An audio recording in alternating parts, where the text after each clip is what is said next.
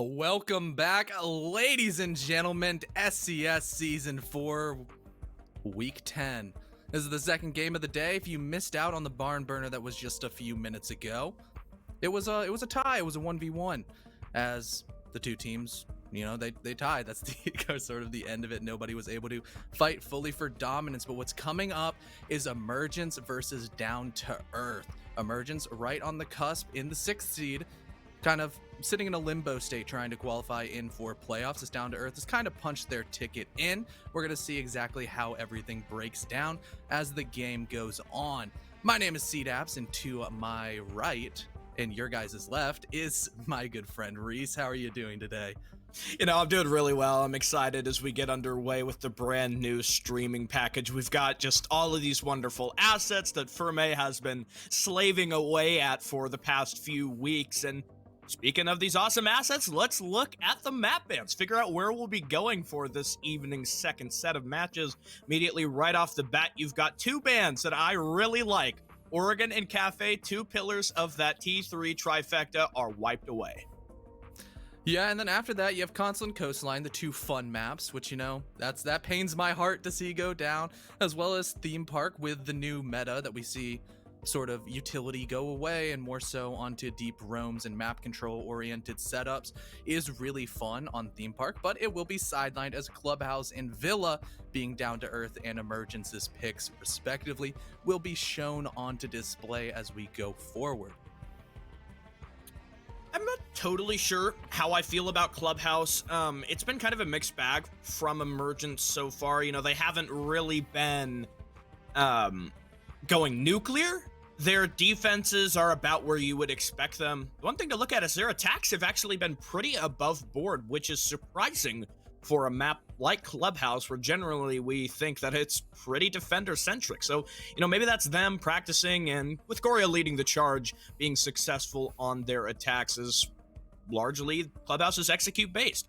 Villa is a map that's seen a lot of kind of transfers recently. It's becoming a little bit more attacker-sided, and it's been slipping down that hill for a long time. There's been that recent lighting bug with the map, which doesn't make teams too keen on it, but I'm excited to see and compare how this Villa in our second series compares to the one that we caught between Visionary and Redux earlier. Yeah, now we're going to transition over to our prediction period. We have the community poll completely contradicting what every single one of our staff members except Pond have said. On the left side, you have everybody saying Down to Earth, and then the community poll is 66% in favor of Emergence. So that's to me, it makes me think of when critics review a movie and then when everybody else reviews it. It's like critics are like, oh yes, 90%, it's so amazing. Then it hits the theater and it's 20% Rotten Tomatoes. But hopefully this is still going to be a really great game. I know I'm over here. I already have my 100%. I got my tie right on my prediction earlier today. Looking to keep my 100% as I'm all in on Down to Earth. Yeah, I'm looking at that community poll and wondering if it's sort of kind of a symptom of the Goria effect. People see Goria, they know that he's great, and so, let's just all vote Emergence and get our, our Twitter clout boost by voting for the correct team that's going to win. But as you can see, both you and I, we voted for Down to Earth, and let me explain that to you. All I have to say is look at RSA. Look how Down to Earth performed. We know RSA had just some of the best teams across T3. Where did they place? They placed third, just behind PogChamp. And that definitely means something. PogChamp are a great team, and, in their closing match versus PogChamp, I'm sure you'll remember it was incredibly close.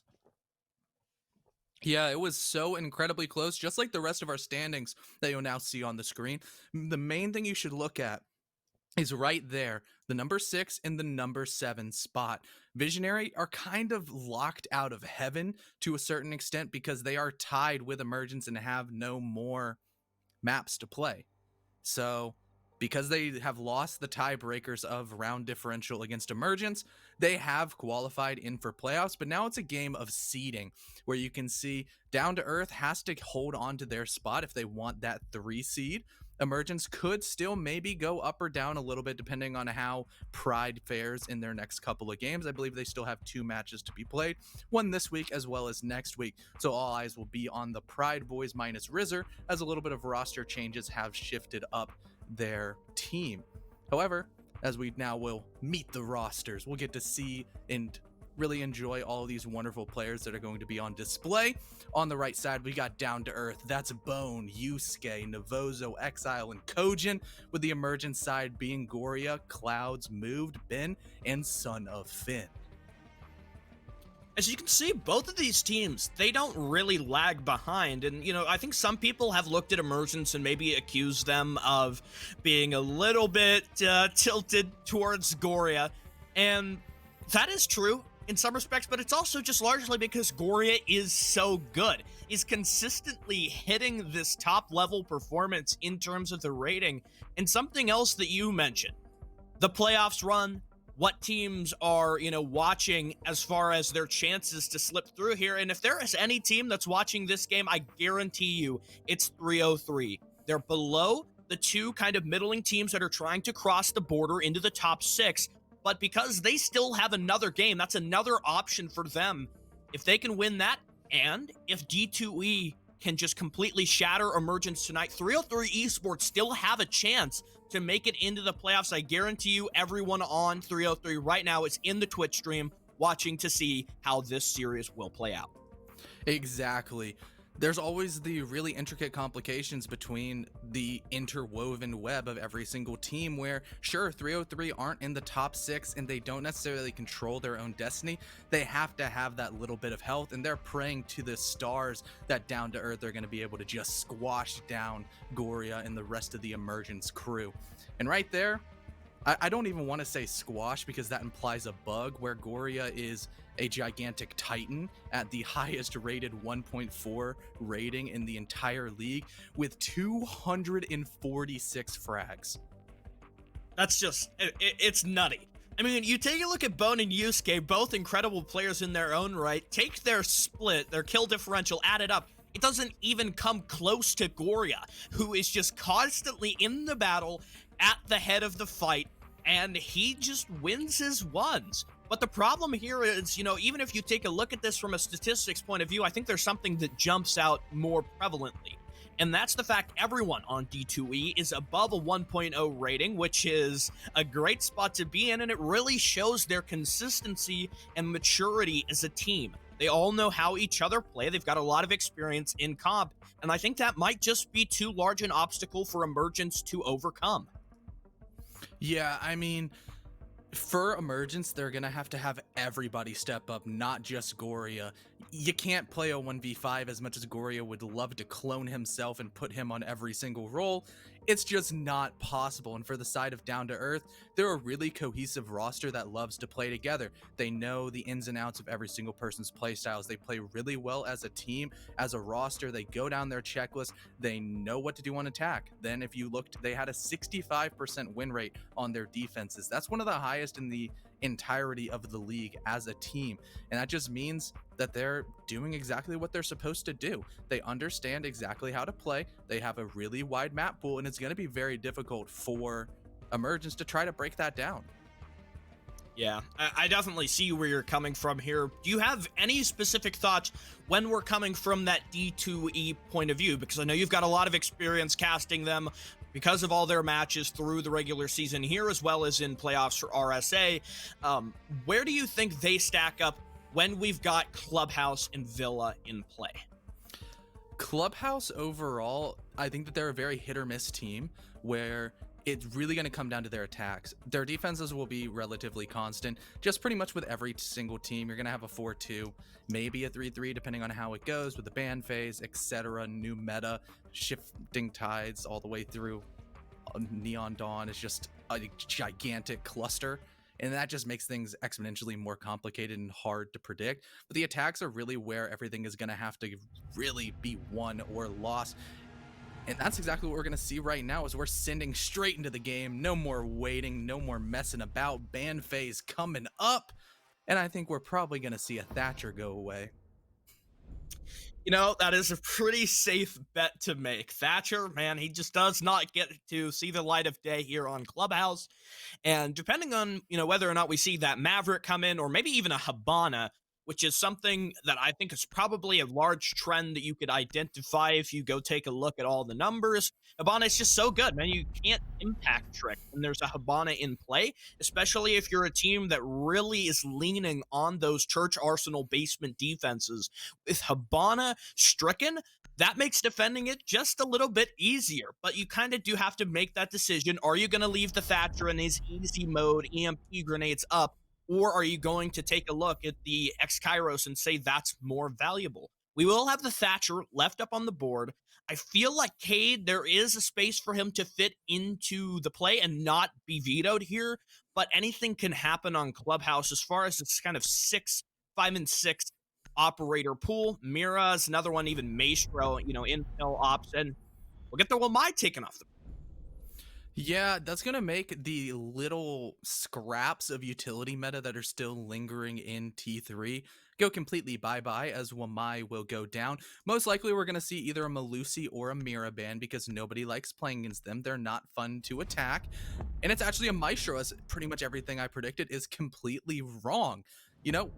Actually a very interesting ban phase. Sure, the Maverick and Hibana are sort of expected, especially the Maverick making really quick work of that CCTV wall over towards the plat area, and then Hibana, that's the queen of hatches on the map with arguably the most important hatch control down towards the basement bomb site. It's a no-brainer. But then looking at the Maestro and Wamai bans, things are gonna definitely be looking really interesting.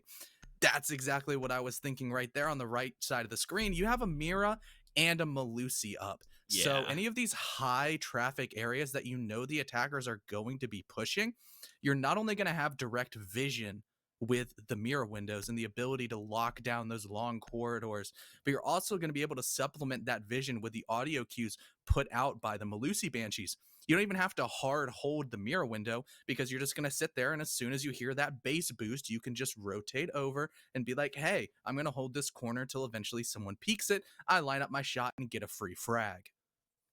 My first thoughts with the Mira coming on through here is that we might see more of an emergence focus on top red. Maybe they're going to try to hold that off. I know recently it's kind of a subject of disagreement how you're going to hold CCTV in cache. For a long time, what you did was sit there and hope that the main breach doesn't get open, and then when it does eventually get open, your success in garage delaying the attack is the biggest thing to look at. But in recent times, I feel like things are more oriented about the top red control and as well positions that you can hold inside of cache. Some teams have opted a new strategy where you'll try to use deployable shields, ADSs, and Wamai magnets to extend into construction so that you can kind of hold off that westward pressure. Teams, if they fail at getting open the main wall, often that is kind of the backup plan. You're going to move in, you're going to get the construction to cache wall open, and force the defenders to either A, expose themselves to the CCTV window, or be more vulnerable to a potential push coming up from rafters or the top red staircase. Yeah, it seems with Neon Dawn and the death of the utility meta that trying to hold rafters is essentially a death sentence and is incredibly difficult to do because you don't have the shield, as many Wamai magnets, or the massive utility burn that is required from the Jaeger ADSs. And that makes it a lot easier for attackers to gain control with that split push that you talked about, where they're going to try to take the main plat wall as well as garage. You establish crossfires, you get a default plant by smoking the doorway of top red, you tap away, and then everybody runs outside and holds passive angles until eventually the clock strikes midnight.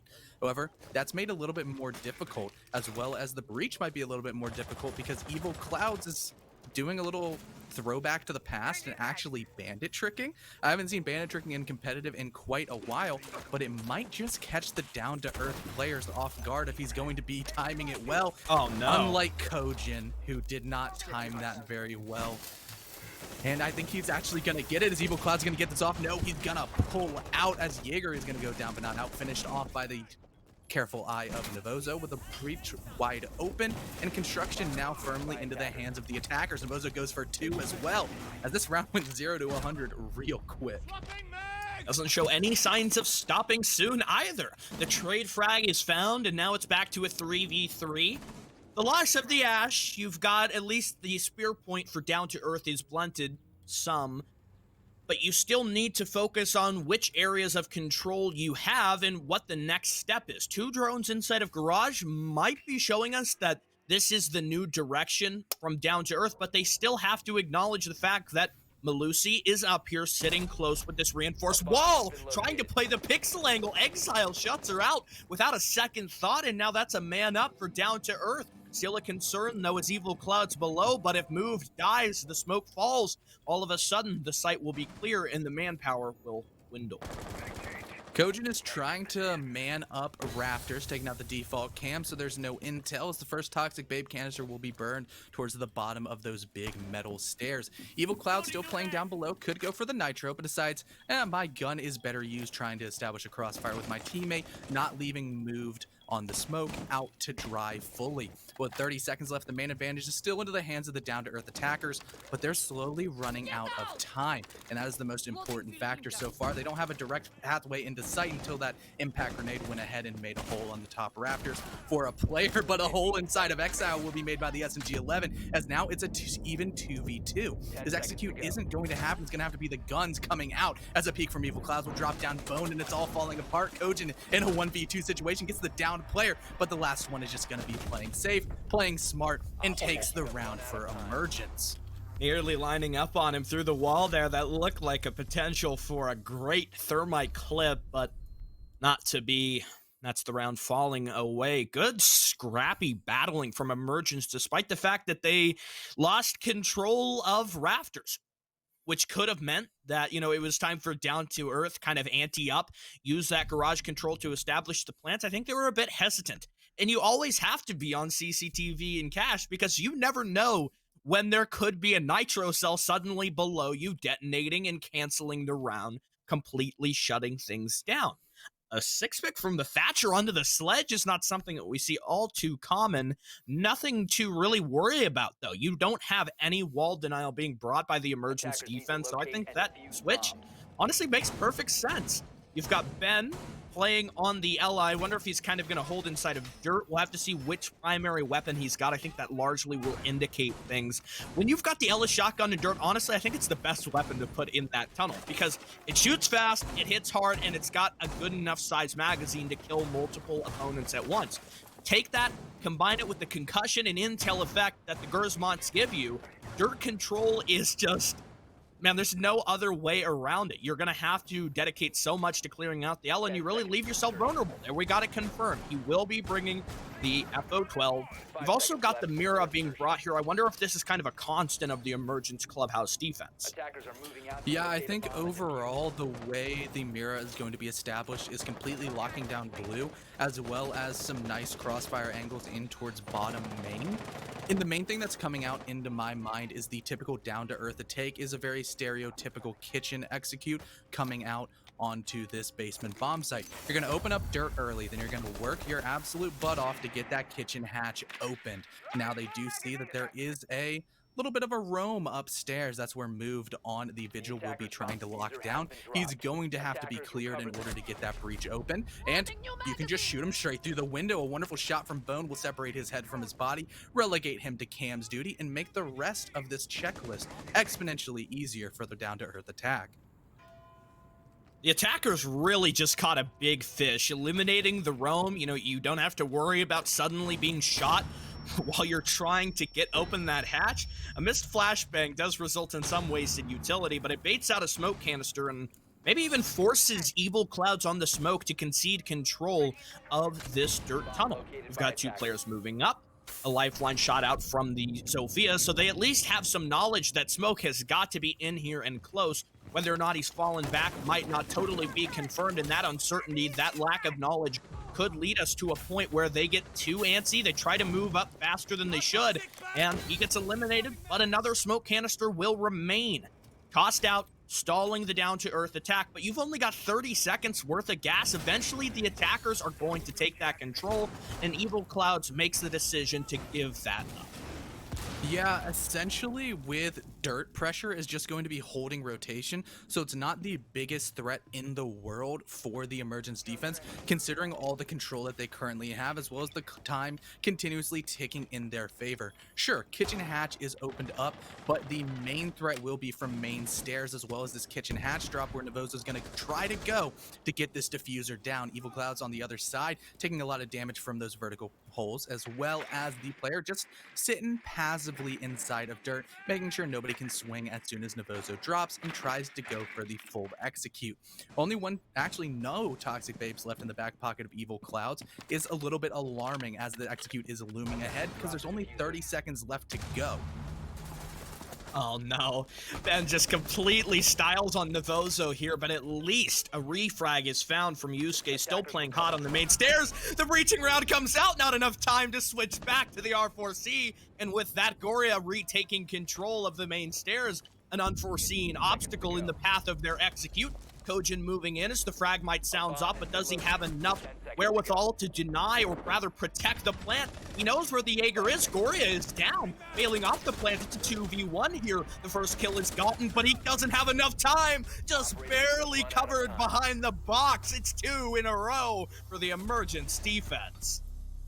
And that's 2 rounds in a row, not lost to gunfights, not lost to utility, nitros, anything, lost due to the time. And that right there is a little bit alarming for the entirety of the down to earth attack, where I kind of sung their praises just a little bit. At a 52% win rate, that's insanely strong, especially in a game that typically does always lean towards the defender sided facet. Having a positive win rate on attack is typically very indicative of a strong structured team. But Down to Earth has looked anything but so far. They've been kind of floundering. They just feel like they aren't that comfortable on this map. Maybe they haven't scrimmed it enough with the Mira being left up that Emergence seem to really be ready for and understand how to play. It seems like wherever Down to Earth is trying to go through, Emergence just takes a step back and throws a wrench into their plan, makes things a lot more difficult. Yeah, you do kind of have to look at that Mira in her windows and answering what is going wrong with Down to Earth. We see them score these very successful opening picks. I mean, taking out Vigil when you're playing basement, that's the roam, completely just slaughtered. And there's nothing more that you can ask for in service of giving you more time to work with.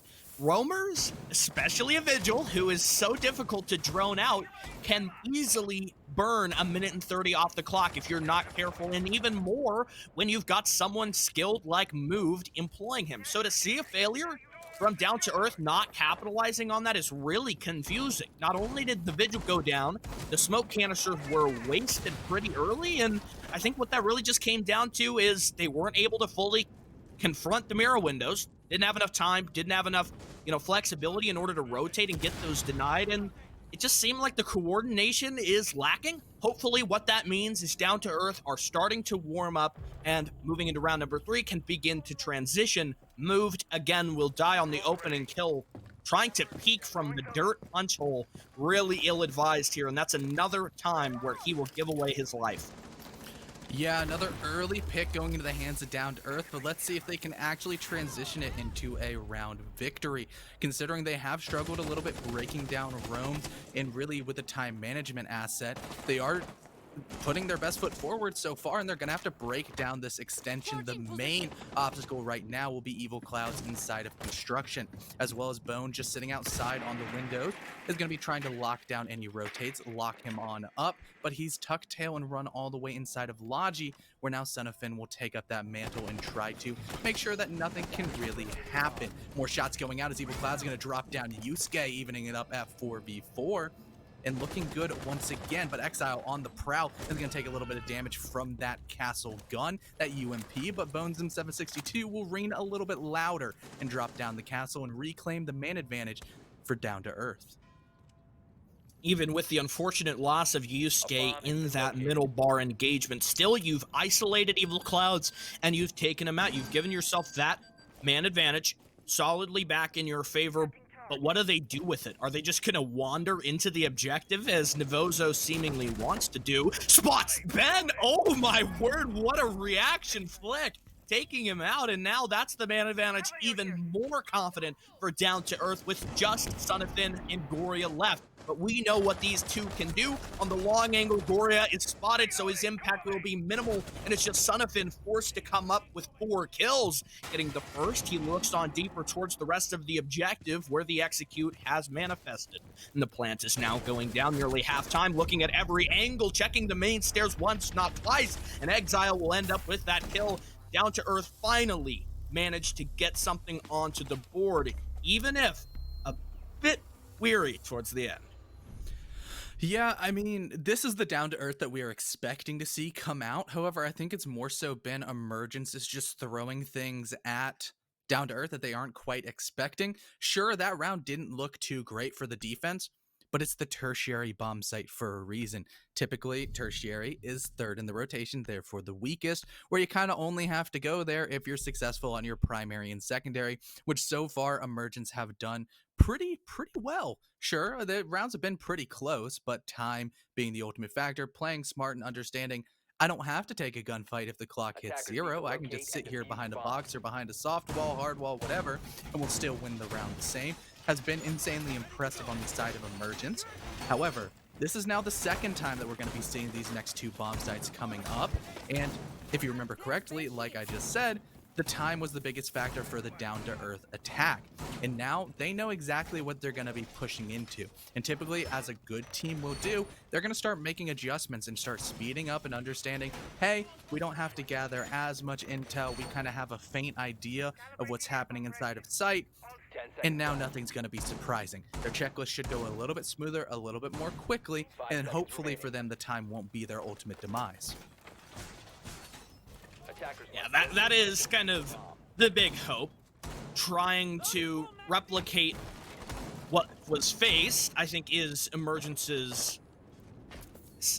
honestly, it could be a weakness, especially if Evil Clouds has another kind of bungled moment on the main breach. Last time, Kojin gave him an exothermic charge, and maybe that is you're not totally prepared to fight the bandit trick, because for a long time, you know, it's not been the bandit trick that's what you're mainly focused on for hard breaching. You're going below, you're using something like Ash or Zofia to clear the wall, because Thatcher is just banned, and this is one event where we're seeing him left up and on the board. First EMP will go out. Evil Clouds is not yet phased.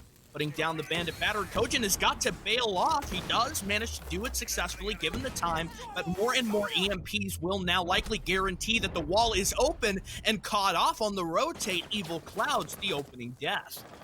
And right there, that's one of the adjustments, as Kojin knows I'm not going to make the same mistake twice, and they knew the Evil Clouds fell off into rafters, opened up that hole, and got a free bandit wrapped up with a bow, free frag, free man advantage for Down to Earth, as well as a little bit more damage onto Ben playing rafters, making that side of the defense quite weaker. Now we're going to see Goria trying to peek and really salvage at anything, as more shots are going to be going onto the foot of the Melusi. Ben holding on to rafters with an absolute thread.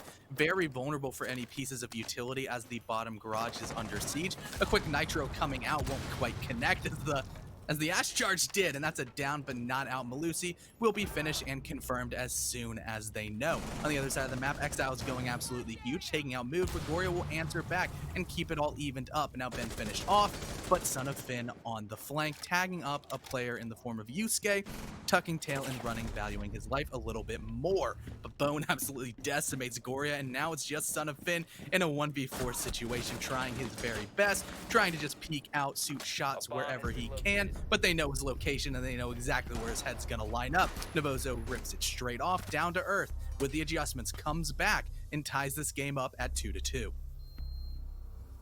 Finally figuring out the chemistry and the formula to success here on their Clubhouse CCTV attack. And that's not only a win on the tertiary bomb site, not the best place in terms of expectations for Emergence, but a win on the primary bomb site is confident, and that gives some room to work with, especially given that this is Emergence's map pick. If Down to Earth continues with this current tempo and just has this consistency element, they might land themselves in more of these 1v3, 1v4 situations like we saw previously on Jim, now here on Cash and CCTV. These are really impactful changes, and it's just simply that manpower element. Everyone from Down to Earth is doing their job, they're in the correct positions, and everyone seems to be on the same page. I think that's the largest takeaway here from the movements in the previous 2 rounds. Down to Garage, or rather Church and Arsenal. This is the real test, though. Is it consistency or 2 flukes from Down to Earth? I think it's a little bit more of the latter, but maybe we'll be proven wrong. Yeah, I think the biggest factor in this round will be the roam of move. If you recall correctly, just a couple of rounds ago, he was dead within 30 seconds because he ran right across an open window barricade and got tapped by Bone on the Zofia, just sitting outside in spawn. That made Down to Earth's sort of first steps of the checklist, step 1, 2, and 3, roam clear, get inside a kitchen, break open the hatch, a lot easier. They didn't really have to worry about any flanking maneuvers, considering they do not have a Nomad in their lineup, which typically you don't see as much on Clubhouse because the flanking potential is relatively isolated to 2 staircases, maybe a big room. You can just watch with a flank drone or a dedicated body. However, it can still be quite impactful nonetheless. Now we see the drone work, and there's a lot of people downstairs trying to stop this vertical pressure coming in. Exile inside of Logi, doing the safe way. He got nitroed and shot through the floor just a couple of rounds ago, and this time he's going to take the buck instead of the sledge as moved falls to the ace of Navozo. Not a good look here from Moved. The most opening deaths across both teams so far. He just cannot manage to live long when we're seeing any of these defenses. And now you've got, I want to say that Moved was caught kind of by post spot or maybe even cage. It's not totally certain. Maybe Henry will do us a favor and try to figure out just where he was, but that's another pick stacking up for D2E. And this doesn't look to be changing course whatsoever. We've got the man advantage. It's up by 2 with no response from Emergence. They need to seriously switch gears, start figuring out what the play has to be. Evil Clouds tries to test the prone Thermite, who nearly spots the retreat. Now, even despite the gas canister finally wearing off, he will move up to take control of Dirt. I think, honestly, we might have wanted to spend a little bit more time here, and Evil Clouds will maybe look to remedy that. He's still waiting at the final curve, but when your man advantage is down, losing control of Dirt could mean the end of this round. And check it out. We've got a pinch on Evil Clouds. He's got 2 players pushing in from Dirt and another one watching his exit on the hatch. The flashbang goes out. Evil Clouds can't see a thing. It's full white. Eliminated now. It's another kill from Exile. The buck coming up big. That's Down to Earth. 3 in a row. Beautiful patience from Exile to just sit there at the top of the stairs and realize there's someone on this mirror and eventually he's gonna have to move as we're blitzing sight. And that's exactly what he did. Cut all rotations and just sat there, picked up a free kill into his back pocket, as well as the lead for the Down to Earth attack, who have now secured a pretty damn good attacking half so far. At worst right now, they can get 3-3, and that's if they flounder once again on a basement attack, which they have now proved that they can do successfully, and quite successfully at that, as evident by the past round. For the side of Emergence, if you go down and stare down the barrel of a 4-2 attacking split, it's not boding that well.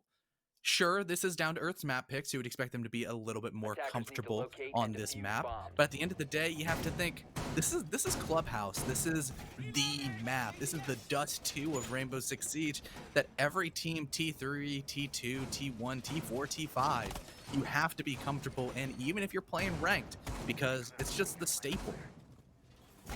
Yeah, no, I really like the way that you explain that. It is the Dust 2. Clubhouse is one of the longest standing maps. I think the only one that really rivals it is Consulate, but Consulate, I mean, people don't like playing Consulate because it's just window city. I mean, that's a snooze fest. Nobody likes to see somebody sit on a window for the entire duration of the round with Blackbeard and, you know, just wait for the defender to make a misstep and expose themselves. Clubhouse has a lot of strategic depth to offer. It is, I mean, kind of stale in some respects, but, you know, there's always room for improvement, maybe just a little bit by little. Moved has to get out of the line of fire. He cannot die again. Your roamer being 2 and 5 really says a lot. And maybe Emergence are going to try to just put 2 people upstairs? I'm not sold. I'm not sold on this roam. Moved has to be successful in slowing down time, but there's a dilemma. He also can't put himself in a gunfight. So how do you slow things down when the attackers are going to eventually acknowledge that you're up here and B, force that control to be relinquished? Moved needs to start fragging or get off the roam. Yeah, ultimately, the coolest thing about Clubhouse, in my mind, is the ability for the attackers to just say screw it and bypass the roam entirely. That would be mainly on the basement bomb site, a attacking strat popularized by the in turn popularity of the SSG style roam. I know Harrison is very happy that I said those words, but it hasn't come out so far and probably will not rear its head. But that's neither here nor there, as Moved is going to be rotating away. He knows that there are drones on his tail and attackers right behind them. Son of Finn inside of stock, however, is in a precarious situation. Could go for any rotations towards the far site for those flanks, but with the Kai trick, might be able to stop the kitchen hatch. Nope, Ben did not have the timing, but he has the headshot on an Avozo, as that's a well-placed shot coming out of the Christmas skin attached to the AUG, and will swing the favor, the pendulum of the man count advantage, even more so into the favor of Emergence, as Exile falls to a C4. Wonderful kickoff, getting 2 opening kills, making sure that Down2Earth know whose site this is. Here comes Son of Finn. Moved, opening the portal door. Could perhaps be a pinch. Yusuke will trade things out and get another one through the hatch, and Emergence have got to get moving, otherwise their man advantage won't be long. The Claymore goes down, Ash's newest piece of utility. The Son of Finn creeps around the corner, still weary of a potential drone, and here comes that double push. Looks like Yusuke is ready for it. They've got to have intel or maybe even a sound cue alerting them to the fact that there are 2 defenders off-site. Here's the decision made to force in, to jump down the hatch and get things rolling. Son of Finn is completely on top of it with the angle through the wall. Bone gets one, the tank himself. It's moved. It's now found. It's a 2v2. You still got some guns left. No nitro, though, from Goria, so you're going to have to win your fights conventionally here, and that might be too much to ask. Maybe not so, as Son of Finn gets him on the rotate, and it's just a 1v1, the top-rated player versus Bone. We know he's a showstopper, and that Mira will work against her. It doesn't matter, though. Crouching through the rotate, Emergence will end the half at 3-3. And that right there, that's the epitome of why Goria is one of the highest rated players SCS has ever seen, if not the highest rated player SCS has ever seen, because of that star factor right there. If he still has bullets left in his gun, then that round is not over by any stretch of the imagination. They still have a fighting chance, and he made that chance into an 100% win rate shot as he took it and tied up the half. A lot better of a result than it potentially could have been. Sure, Son of Finn also popped off towards the latter side of that round, picking up a couple of frags from that pre-opened angle, which definitely caught a lot of Down2Earth players off guard. And then the time once again was the ultimate killer for the Down2Earth roster, where there was a lot of panic and just kind of throwing everything at the wall and hoping it stuck, but nothing stuck indeed. But now we're going to see the side switch. This is Down2Earth's map choice, with Down2Earth's probably preferred side, going onto their tertiary bomb site. Really interesting setup so far, as there's a Mira and a Goyo. Haven't seen Goyo in quite a bit, especially because the utility meta is long gone. Long live the king. However, just having a bunch of shields and now mute jammers, ADSs, Mira windows, and the Lucy Banshees will be definitely not the most fun thing in the world for Emergence to try to push through, especially if the cache extension is supplemented with those Mira windows. It'll be incredibly difficult to push through, but most likely those windows will be allocated over towards the bathroom side, trying to lock down any jacuzzi pressure. Exiting the first half, I think we do see some elements of Down2Earth's consistency versus the strength of individual performances on Emergence. Look at Down2Earth's kills. It's either 6 or 5. You pick one. There is 6 rounds? I mean, that's pretty good. If you do the KPR, it's almost 1.0. But Emergence, they don't have that same stat going their way. Sonafin and Goria are leading the path, but Moved, Evil Clouds, and Ben are having a bit of a tough start. And when you are playing Clubhouse, it's kind of up to you to play consistently and to have an equal performance. Because Clubhouse, in that Dust 2 mentality, requires everyone on your team to play their role. Maybe you're on a support, maybe you're on a flex, maybe killing people, being in entry is not your largest focus, but still winning your fights has got to be important here. Emergence have moved spectacularly fast in getting this window open. This is a key bunkered position now eliminated, and Bone is in a bit of a rough spot.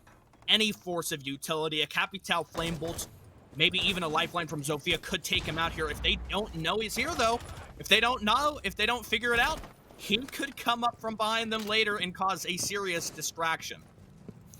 Yeah, it's a dual-edged sword where you're either going to get absolutely destroyed or you could absolutely destroy some other players with a surprise factor rat proning of an area that the attackers most likely are assuming is clear because it's been Capital bolted, it's been breached, and nobody in their right mind is going to hard peek that angle where the attackers are going to be attempting to push through eventually. But Bone is still standing firm. Coach on the other side is going to drop down Moved, who just can't catch a break so far as a flurry of bullets coming out of the vector will drop him straight down, even it all up at 4-4, and drop down the smokes, the potential ace in the hole, the potential execute card that Emergence could have been going for. Safely being able to rotate. At least you haven't lost anyone for that bathroom position. And the time has kind of gotten away from Emergence.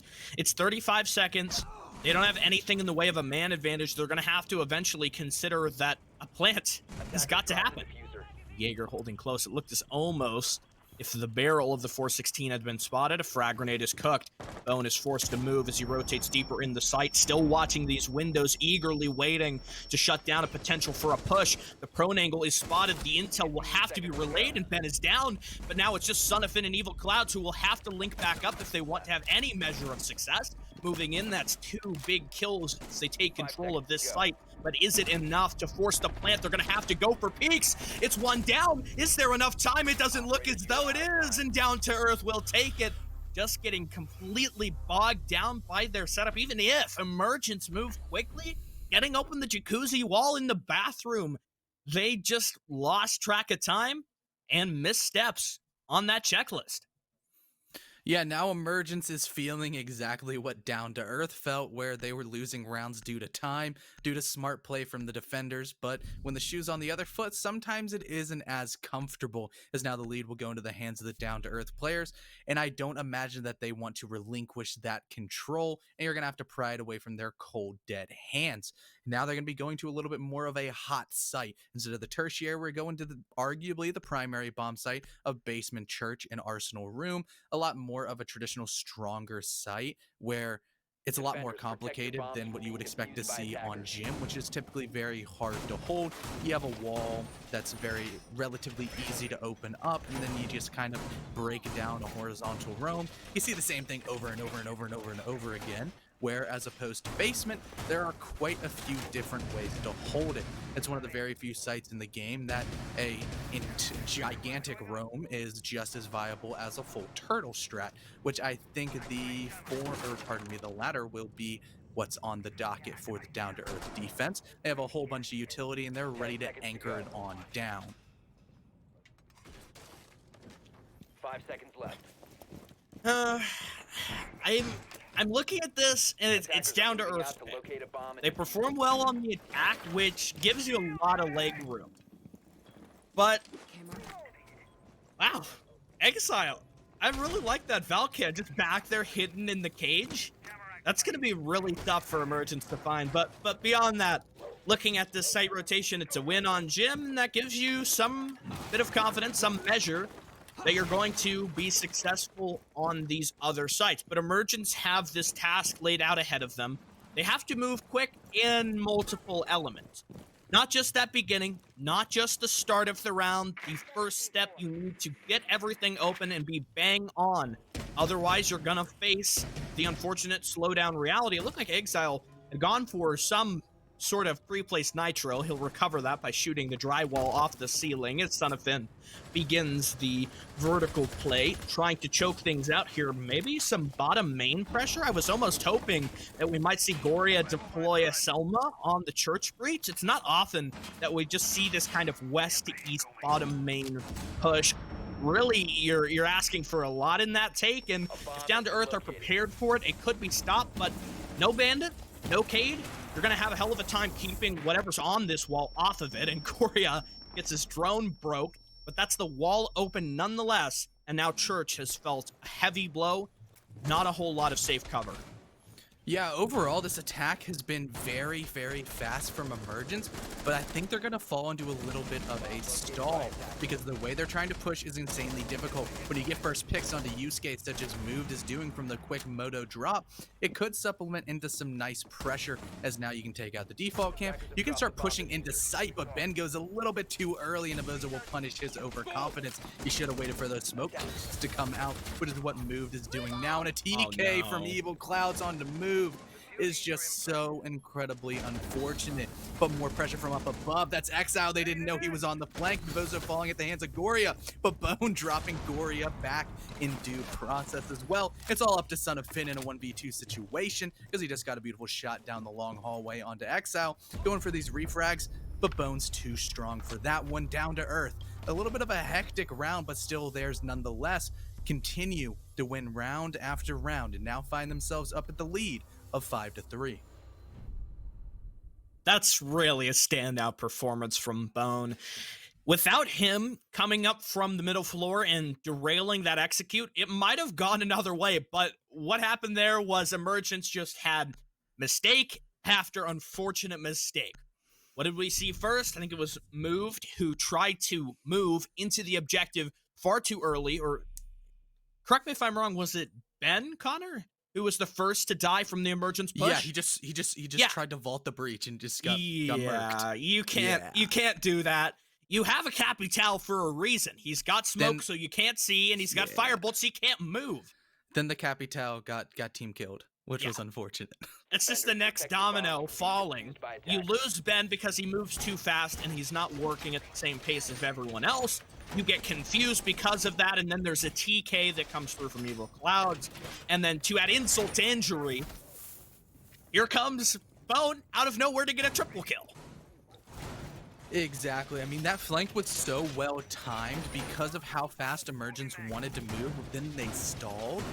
They were so focused on what was ahead that they didn't realize that all the holes that they had opened up to take that little bit of pressure towards the bottom side were all of a sudden hit with an Uno reverse card and allowed Bone to pick up quite a few frags, as well as that open hatch and then another shot over towards the back main. Really well done, and that's exactly what you want to see out of your Jaeger, who's now on a scoreline of 8-3. But my eyes are definitely glued onto a quite dapper and suave man in the form of Exile, rocking that Warden. Hopefully, yes, he is going to be up inside of Rafters. This is one of my favorite positions to watch a Warden try to thrive, because it was a 6th pick operator. The clash won't be brought to my very, very joy. I did not want to see a clash come out. But I would love to see a flash come out towards the Warden, where he could definitely surprise some people. Down to Earth, I think we're prepared for the eventuality of this wall getting open. It's close to a pick. Kojin playing from Tuck, sitting in the smoke spot behind the shield. This is kind of a risky play. If Down to Earth lose some of these key elements of control, for example, if Rafters falls, I have a strong feeling that this round might be over before it even started, because you're so reliant on that construction position, so reliant on someone waiting in top red to stop this push. As soon as one pillar, one element is collapsed, I feel like everything else will fall with it, and that is a daunting prospect. Exile has forced back the attackers for some time, but without a Wamai magnet to stop this from happening, you'll have him just completely fired out. Here comes Bone again on another flank, this time from the small steps door. He downed Sonafin. It should give the defense a little bit more time to work with this Rafters control, which I think is a big boost. And it's another pick for the Warden as he pops up to get moved. Goria with the trade. We're back to a 4v4, assuming that Sonafin gets picked up. Yeah, I think the biggest thing was in the back of my mind, I'm like, Exile, you have to stay alive for the execute. If the Capital's still left alive, you counter the Capital. But so does the bullets of the MPX as he dropped him down, and his crossbow will not be a factor towards the back he end just of this gave round. up. And now Son of Finn he's gonna bleed out, and that's really unfortunate, as Bone's gonna pick up a free kill as he's also made his way over towards the Wolf door, again trying to lock down that lounge pressure for as long as possible. Garage Rafters control, it is firmly into the hands of the attackers, but they do have to worry about the crossfire angles employed by the defense so far because of the way their defense is set up. They have just the backside a complete bunker. That's what Cash has been turned into. Look at all the bodies on top red. Everybody's just holding these crosses because they know exactly where Emergence has to push through, and it's going to be one of the smokes as Bone's going to go for the triple kill. Just pre-firing away, and he's going to go for 4. He can't see, he doesn't care. What a wonderful play by Bone. You gotta be kicking yourself after that round. And I'm saying it right now, Son of Finn is not happy about being left to die in bottom garage. I think he's the top frag. And what happens when your top frag dies? Somebody else on the defense says, hey, there's an opportunity. I don't have to worry about Son of Finn going crazy. And it's time for me to show up. And that's what Bone does. On the basement, on the top floor, multi-kills back-to-back. Match point is guaranteed for Down to Earth. And this is... I almost want to think that Son of Finn might be a little bit kind of upset with his team. Like, put yourself in that position, Connor. Do you accept that you were meant to die in that spot and it was a worthy loss to just see the round crumple at the hands of Bone? Nah, man. The stack's getting dropped after that one. Yeah. It's like when you get spawn peaked and you just get down, you're just sitting in spawn, and nobody comes to pick you up because they're too lazy to run across the map. Yeah, or when you like fall off the building. It's all Def 4 season. But I do want to say, everybody, all of you guys in Twitch chat, exclamation point Bone for me, please. I want to see that wall of the copy pasta to celebrate the top frag of the lobby at a 4 KD. Absolutely wonderful stuff coming out of Bone once again, as now, like you mentioned just a few seconds ago, it's match point for Down to Earth. They have 3 rounds in a row to just do what they've done. They've already had their perfect site rotation. They've won every single bomb site, some of them a little bit closer than others, but overall, I mean, close only counts in horseshoes and frag grenades, not rounds on siege where it's sort of a binary aspect of win or loss. Nothing else really matters, and Down to Earth just needs to replicate the success that they had just a few moments ago. Should be pretty straightforward. Emergence has been, to their benefit, pretty fast in both this round as well as the church round, but you can't move too fast and open yourself up to something like that. Novozo says, I'm on this mirror. I know it's breaking eventually, so how about I use this mirror while it's still up, risk my life, and really just gamble on the opportunity that he'll collect a frag, and he gets a huge one, taking out the Thatcher. No more EMPs. Luckily for them, they have gotten open the wall before the loss of a Thatcher really becomes a serious issue. If he was still up here and these mute jammers were just impossible to clear, I think we might be sitting at kind of a game over position. Luckily, they've got this open. They've got some damage onto Nevo. What does he do with this Nitro Cell, though? We've seen this from, I think it was BC, back when we played on Evil Geniuses, tossing this Nitro out the window. A frag grenade is lobbed in, hoping that someone might be tucked there close at the rotate. Almost looked as though he was preparing for a run at the Nitro shot mid-air! Whoa, wow! I mean, maybe... Oh, well, the sledge dies anyways, as Yusuke is going to pick up Son of Finn. I was going to say maybe he should go for the skeet shooting Olympics instead of playing Siege, but overall it's just absolute chaos as Kodun's going to drop down moved. It's a 4v2 situation where Goria has a little bit of site control, but the diffuser's resting on the ground, and not as attackers would like. A refrag is going to come out as the DBNO player goes through. Bone finishing it off as it's always been. Down to Earth take the map. They take their own. not as surprising as you would expect, but quite a dominating fashion. 3-3 split on their attacks, and then a flawless 4-0 on their defenses. B2E really looking large and in charge there from that Clubhouse game. How it will transfer over to Villa is what we'll have to see next. And I mentioned it earlier, from that 303 esports perspective, the playoff dream, if you're looking at this game, a down-to-earth win in regulation, a 7-3 against Emergence, firstly here in this series, that is huge. And that gives you just a little bit more, an inkling of hope that the playoffs dream and that top 6 position is still open and available. Yeah, the door it's slowly cracking for 303, and they're just sitting here waiting. They're twiddling their thumbs, seeing if maybe, just maybe, Down to Earth will be just as consistent on Villa, which, to a similar vein of Clubhouse, should be in every single quote-unquote T3 and higher's repertoire. So I don't necessarily want to say like, oh yes, their map choice, Emergence is going to absolutely dominate on it. But it's sort of the same story as you would say with Clubhouse. We touched on it briefly. So maybe we're going to see an entire flip script narrative, because at the end of the day, Down to Earth isn't really playing for a whole lot. Maybe they want to pocket some strats. Maybe they just want to sit back and vibe. But when the blood's in the water and somebody like Bone is acting like a shark, sometimes they can go into an absolute frenzy, and roam game on Villa is so incredibly impactful. For sure, and something else to watch out for here, I think this is kind of a double-edged sword. Villa has a lot of rounds that we have seen so far from Emergence, so maybe what that means is they're prepared on the map, they're confident in it, and they're ready to play, but it also means that there's a huge opportunity here for Down to Earth to do some VOD review. And Emergence, they have to feel confident coming into their map pick, but some serious homework, if that's happened from Down to Earth, Villa might not be that sweet victory that Emergence are looking for coming into the second map for this best of 2.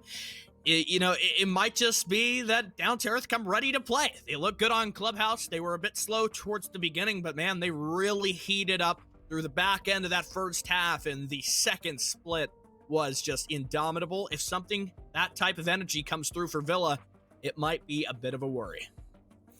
Yep, and a little bit of a worry will be trying to live up to the rating of Bone. 1.8, 90% cost, but he only got 1 opening engagement. That's what, he didn't even need it. He just went 13-3, was just sitting back and chilling. For the side of Emergence, Goria and Son of Finn, they did what they expected to. They played very, very well, but it was the lower half of their team as compared to the players such as Exile, Yusuke, and Navozo. In a direct head-to-head matchup of Clouds, Moved, and Ben, it wasn't even close, and that's sort of what the entire narrative was. You said it precisely how I would have worded it, that it was a well-organized, very consistent across-the-board team versus momentary just flashes of brilliance from individual plays, and that's sort of what you would expect to see. Gory and Son of Finn, they were able to win rounds on their own, but they just couldn't keep up with the absolute artillery army of the entirety of the Down to Earth roster. Yeah, it's that consistency element perfectly illustrated there. You've got 90, 90, 80. The cost, everyone is doing their part. Only lost 3 rounds, and, that's acceptable. 7-3 is definitely something to take home and cherish, but it's all about how you're going to perform on your opponent's map pick. The stakes are much, much higher for Emergence in this game. I think they're pretty well aware of the 303 situation. They're not going to allow 303 to creep back into this, and if there was any game where you're going to bring out your best map, it's probably going to be either this or something in the playoffs. But you've got to get to playoffs first, and so bringing your best map, something that you can count on to work against Down to Earth, that has got to be the mindset coming into Villa. I just hope that Emergence are prepared to deal with it. I think we'll be going to a short 10-minute break, so myself and Connor will be back. 5 minutes, short intermission, grab some refreshments, and we'll be ready to get into the second map for this best of 2.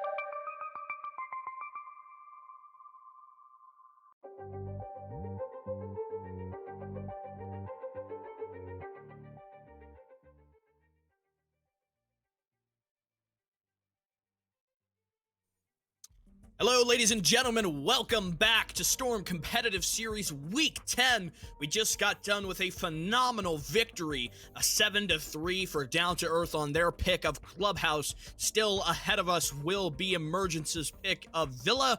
Will they manage to secure the comeback, a win in regulation, or are we going to see Down2EARTH secure the series and lock it up at a 2-0? I'm Sticula. Joining me once again on the cast will be CDAPS as we progress through the night's second set of matches. You know, I don't know why, but you said regulation, then that made me think of overtime. Then that made me think of the last time I remember vividly Emergence playing Villa. And it was it was the marathon. It was the marathon, and I'm praying. Are you ready for another one of those? I would love to see it because it would be an absolutely amazing game, but my sleep schedule is already messed up enough, so maybe not. Either way, it's still going to be a really exciting game because there are more playoff implications. As we've talked and touched briefly on quite a few times, we've got a couple members of 303 sitting here patiently waiting on this result to see if they have the ability to make playoffs or if this door will get fully slammed shut. If Emergence is able to take their map choice, they pretty much lock themselves up, but that requires them to completely defy the odds of our predictions. Everybody but Pond says it's all Down2EARTH, always has been. Yeah, I honestly think Villa is a tough one to call. I would hope for at least overtime, but, you know, hoping for overtime also implies something else, and that's one team cannot take the full 3 points. And if you let overtime come through, that really gives a bit of a shot to 303. When we're talking about the points game, I believe currently 303 have 25 points. Emergence have 29. And so if you do the math, you've got a 3-point difference, I think, to make up. And so if Emergence win without overtime, I think they put themselves right on a kind of teetering edge between saving themselves or risking the possibility for 303 to trump it up and take 6th place. We'll have to do all of the respective math on that to find out, but what 303 is hoping for right now is that Emergence take another quick 7-3 loss, so they don't even have to do the math. They don't have to worry, and all that they need to do is focus on their next game. Yeah, I mean, you don't want to get too far ahead of yourselves, and you don't want to look past any of your opponents. I don't know exactly who 303 is playing this week off the top of my head. I'm not that giga-mind, but what more so matters is the game that's coming up. That for Emergence is definitely arguably the biggest game of their season. It's their map choice against an insanely good roster who we have seen be very successful on Villa. It's almost like both of these teams have had both map choices, and on a neutral playing ground, Down2EARTH has proved that they are quote-unquote the better team, and that's on Clubhouse. Will they be able to do it once again on Villa? It's up in the air completely. However, it's just one of those things that we're going to have to wait and see how the ban phase goes. Who just starts off to an absolute surge? Down2EARTH will be starting on the defensive side, so for most teams that is the preferred side choice. And as we saw on Villa, on Clubhouse, Down2EARTH has yet to drop a defensive round in this series. That does give you a bit of leeway, especially on Villa, because Villa, you know, there's all this talk of defender-sided, attacker-sided. It is kind of a mix. I don't think it's particularly obvious, you know, whether or not you're going to perform well on either side just because it is that side. I think it comes down to the team's preparedness, their readiness, and their ability to understand the strategies, the setups on the defense, and the executes on the attacks. Something else, I went and quickly looked through the upcoming matchups to answer your question. We've got something spicy. 303's final game is versus Emergence. Ooh. See, that's even better than I thought it could be. That's a story right there. Yeah. That's literally a game potentially for the final playoff spot, as pretty much all the other spots are locked up due to some unfortunate circumstances with teams such as Dallas Vendetta and Phantom Legion, as well as I believe Hostile Actions and one other team just kind of saying they're going to be Goodbye. going. Yeah, they just Yeah. said goodbye, but we say hello to the clean feed as now we've got the game starting off. Reese, what do you think some operator bans are going to be? Well, I would be surprised not to see a Hibana or an Ace. Ranged hard breachers are just king here on Villa. Something else you might see, it's kind of a hard one to guess. Maybe Thatcher. I mean, Thatcher is just all around good. But we did see Thatcher left up on Clubhouse, which is another map where I would just consider that he's always going to be banned. But because of the recent eventuality, because Hibana has received her changes and she's so strong on Clubhouse now, there's not so many options to just look at it and say, okay, we're going to ban Thatcher because we don't want those EMP grenades. We'll see the Ace, the ranged hard breaching, and the Thatcher taken out of play. The defense of Villa, I think, is largely championed by intel and long-ranged engagements. Something that fits both of those categories and frankly excels at them is that Maestro, an operator that we know these two teams don't like to deal with and have opted to ban in the past. Maybe an Echo as well, but with his recent changes, the Mira is what we'll see come through, and that's surprising because it was Emergence, not Down to Earth, who played most of Clubhouse's Mira. I think both teams played it 100%. I think the Mira reared her ugly head on every single round, and I think it was Emergence realizing that Down to Earth was playing it a little bit better, and when you get taken to the same neutral playing ground and beaten by it, you're definitely going to want to try to remove that neutral aspect, which is why the Mira goes away, as once again Down to Earth really shows a distaste towards Wamai. They don't want to deal with those constantly regenerating burn that they're going to have to go for on their attacks. And I guess a lot of teams, if they haven't quite transitioned their strats out from the old meta into the new meta, where Wamai was pretty much an 100% win rate, that could be very difficult for them to try to overcome. And considering how the setup for this Aviator Games defense is looking for Down to Earth, I count 2 shields. I count only 3 quote-unquote like potential burns, but then there's more bulletproof utility on the side of those Malusi Banshees, which could be a little bit of a worrying point for Emergence. They're going to have to go through a lot of burn capability, which for their side, they do have the 3 breaching rounds of the Ash, as well as the 2 impacts of the Lifeline, which isn't the worst thing in the world. You got a couple of ADS burns out of the flash grenades, as well as if push comes to shove, you can just kind of throw a grenade and hope that it blows it up, and hope the radius is right up against any shield, Malisi Banshee, whatever. But most likely those nades do need to be saved for throwing over the vault wall in order to remove that new jammer that will really make it difficult to push 90 side if that wall does not remain open, especially towards the back end of the execute, where vault becomes such an insanely powerful position for defenders to sit in, and it's sort of necessary for any execute inside of either bomb site that vault gets open and a defender is not able to persist inside that location.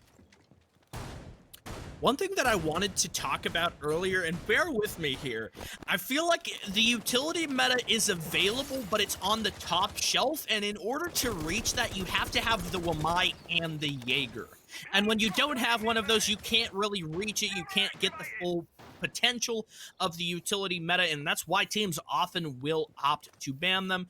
It also does give you a bit more leniency in terms of the, projectile utility. You can play more Capital. You can play more kind of just dump, send a lot of utility in at once.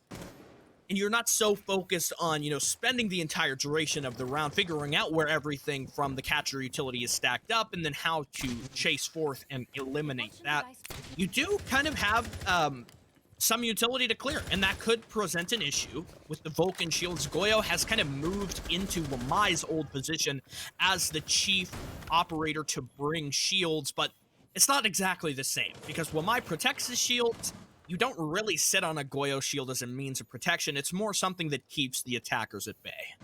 Yeah, it kind of acts as just another layer of defense where I like to think of them as smoke canisters, where if you're falling off a position, you can just kind of shoot that big red octagon or is it a hexagon? I don't know. The giant red pack of gasoline on the back, and then all of a sudden the attackers cannot push through that location for about 10 seconds, and every second counts on any attack, especially on Villa. We have the capability of stalling out to a similar vein of what Emergence is Bomb currently located by doing. attackers. They're knocking on the door of sight, but they haven't quite made that final step. There's been no action so far, and there's only a minute left on the clock. Some utility burn going down over towards the library side, as Move will take a lot of damage, and that shield will go by. A little bit of ADS juggling coming out of Bone, but he's most likely going to be wanting to peek with some bullets to take out Goria. Might be ill-advised, but you're going to have to shoot him eventually if you want to take this round, because he is indeed the World Eater. You spoke about the importance of the vault wall being closed, and I think that's what's really hamstringing the Emergence attack so far. They can't get this open, so they've got to push through one of these 2 choke points, or maybe even 3, crossing through here. A big number of frags, engagements won by the Emergence offense, splits up these final 2 defensive members. They'll get kills respectively, but it's just up to Exile. Still worried about one potential attacker waiting through, nearly spots him, a headshot coming through the wall, but it's not to be from Evil Clouds. The L85 will triumph instead. Emergence kicking off with a win from Villa. Shoo, that shot was really close by Exile, but Evil Clouds had the last laugh as he got a bit of a free haircut as well as a free frag to take the round for Emergence. But I think overall, the main decisive figure of that round was somebody who was relatively silent last match on Clubhouse, and that was Moved. He was really sure Goria was the spearhead, the Ash that you would want to be getting the frags, but overall, when push came to shove, Goria went down, Ben was having to plant on the Zofia. Somebody needed to step up and take 90 control. He needed to have the authority, and that's what the Nomad did perfectly. I feel like that round could have gone either way, but D2E chose to keep on peaking, to keep Defenders, protect fighting, your bombs from when by attackers. maybe there would have been more in that round for them if they had turtled up, if they had fallen back, but their utility was mostly kind of focused on flexing out of the objective, not sitting tight within it, not, bunkering down behind a deployable shield in the castle barricade, all of these various things to make sure that you can't be killed. Thus, the round is lost, even without Emergence taking control of the vault wall, getting that open, denying the rotation. It really spells disaster in some respects. If the round had been just an inch more confident for the Emergence attack, honestly, I would have said not to go back there to AVG again, maybe for the rest of this entire first half, because you underscored it so perfectly. The big step is either A, winning your gunfights, just walking through those doors. We understand their choke points. It's not easy to just walk into a room, scan all the angles, and have it go your way. And so you have to fall back on something that has a higher success rate, like cutting off the rotations, eliminating that strong point, that big defender holdout inside of the gun vault. If we can see this done consistently and, incorporated from Emergence, I feel like they have a really great trick in their bag in order to win consistently here in some of their attacks for their map pick. Yeah, it seems like Emergence is a completely new beast. They're a whole new species as soon as we transitioned over to Villa, where they have looked a lot better than they did the entirety of Clubhouse just in that single round. Do they have enough in the tank to be consistent on this? We don't quite know yet, and that's a question that will be answered as the round count continues to go up. But right now, the clock is continuing to dwindle down as there's a dual roam being employed, somebody being spotted out on some soft floors, and there's 2 nitro cells down below. But just as easy as there's nitro cells, there's also Son of Finn, who could go for this free frags, but it's going to be a yellow ping coming out, and boom goes Ben. Just can't catch a break. Last game or this game getting picked off, but Navozo answering back is actually going to slam down Son of Finn. 2 big wins here, eliminating the Maverick and the Zofia, wasting a lot of time. Emergence aren't quite sure where to go. They lost their biggest advantage, and that was the surprise factor and the knowledge that there were 2 players downstairs, but their droning I don't think was quite clear enough to have figured things out. Emergence are still focused. They are still bogged down on this bottom floor hold. Move will close in on Tetris, but Navozo peeks up and quick as he can lands the headshot with the UMP. That's a 2v5.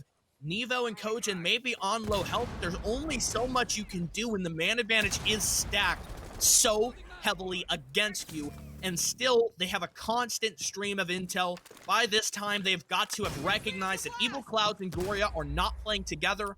And in a 2v5, it's just about the worst position you can be in. Whew, and goodbye goes Evil Clouds as Exile's gonna go for both. He's just playing on that deer, and it was open season indeed for the Malusi with that MP5.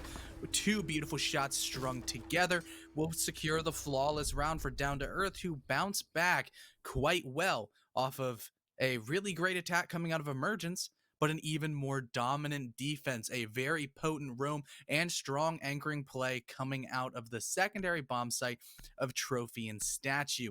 And now continuing the rotation, it will not be a return to Aviator Games, where instead we're going to go downstairs to Dining Room and Kitchen. D2E looks so good on that defense. I mean, it's one thing to understand an objective and have a knowledge of what needs to be done to defend it. They forced Emergence to walk right into their trap. Not only getting that huge opening kill, the Nitro over by the 90 corner, which fortunately, there's not much you can do to avoid that. Nobody's expecting to randomly be sitting on a drone miles from the objective and just, boom, be dead and sent to the observation pools. That's just not something you're prepared to encounter. And I think Emergence could have done well if this is something that Down to Earth have shown in the past to have read into that. Because you've got so many people off site, you're vulnerable to a rush, but Emergence, they did not fully invest into that. They were playing as individuals, something that completely was absent on the first round, and for good reason. Coordination, team play led Emergence to success, and it also led them to loss because they did not do it again. Playing as individuals, I will continue to say, is not going to secure you a win on Villa, which is a map that relies so much on your ability to play together. Yes, that old phrase that sometimes a team should be more than just the sum of its parts. When you play together, it adds that certain little bit of extra bang behind just whatever you're throwing forward, and that's sort of been the story that we've seen come up Down to Earth, as they've been a really consistent roster of 5 really good players that are playing together as a team, as opposed to 5 individuals just working kind of on their own.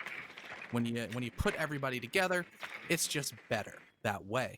But for the side of Emergence, we haven't quite seen that very much, as we're going to say that. Ben is going for a solo push, and so is Evil Clouds, because they're taking a little bit of damage inside of sight, as the horizontal as well as vertical roam is coming out from Down to Earth. They've got some people upstairs and a couple of people over towards this back hallway, as where Kojin and Exile are trying to hold some crossfires, making it difficult for Evil Clouds to persist inside of Mudroom. We're just going to sit here, hold back patiently, and wait for maybe somebody to peek out, and that's exactly what the Goyo of Kojin is doing.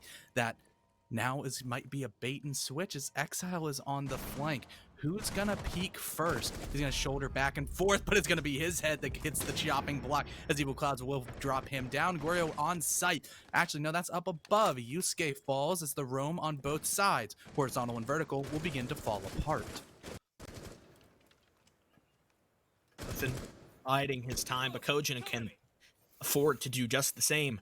Without pressure coming in from grass, Kojin doesn't have to move. He doesn't even have to worry about it.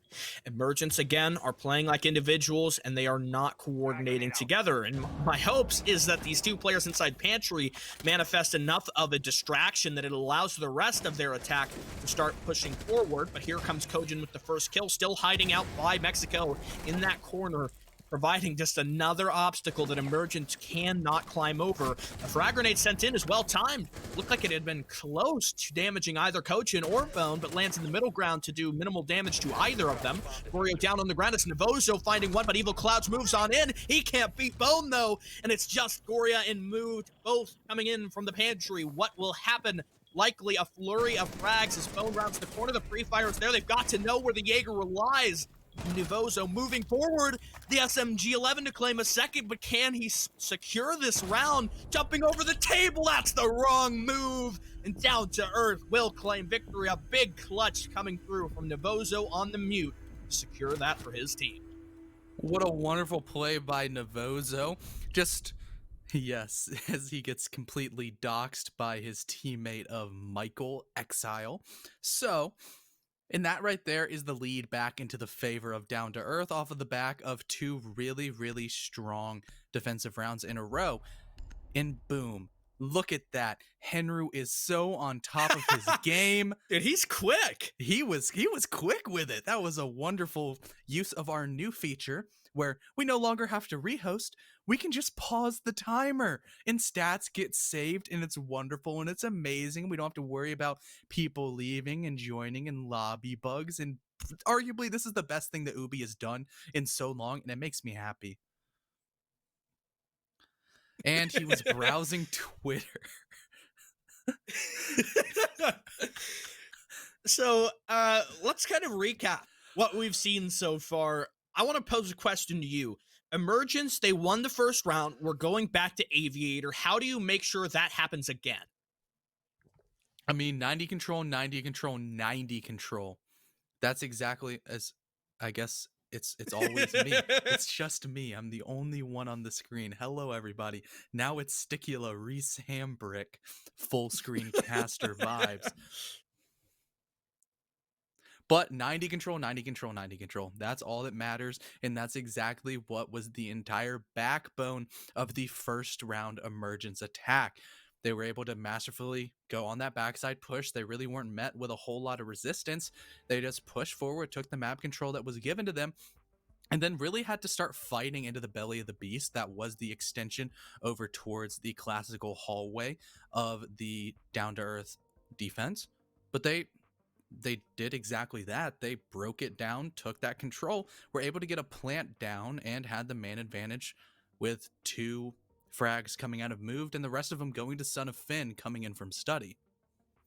So let's talk about ways that you can make sure that you remain in control of 90. I think the most obvious is kind of the old style shield strategy where you'll set up a deployable shield on that kind of bookcase by 90 so that it allows you a pixel angle and you can kind of watch through to make sure the master bedroom trophy push is stopped there, dead in its tracks.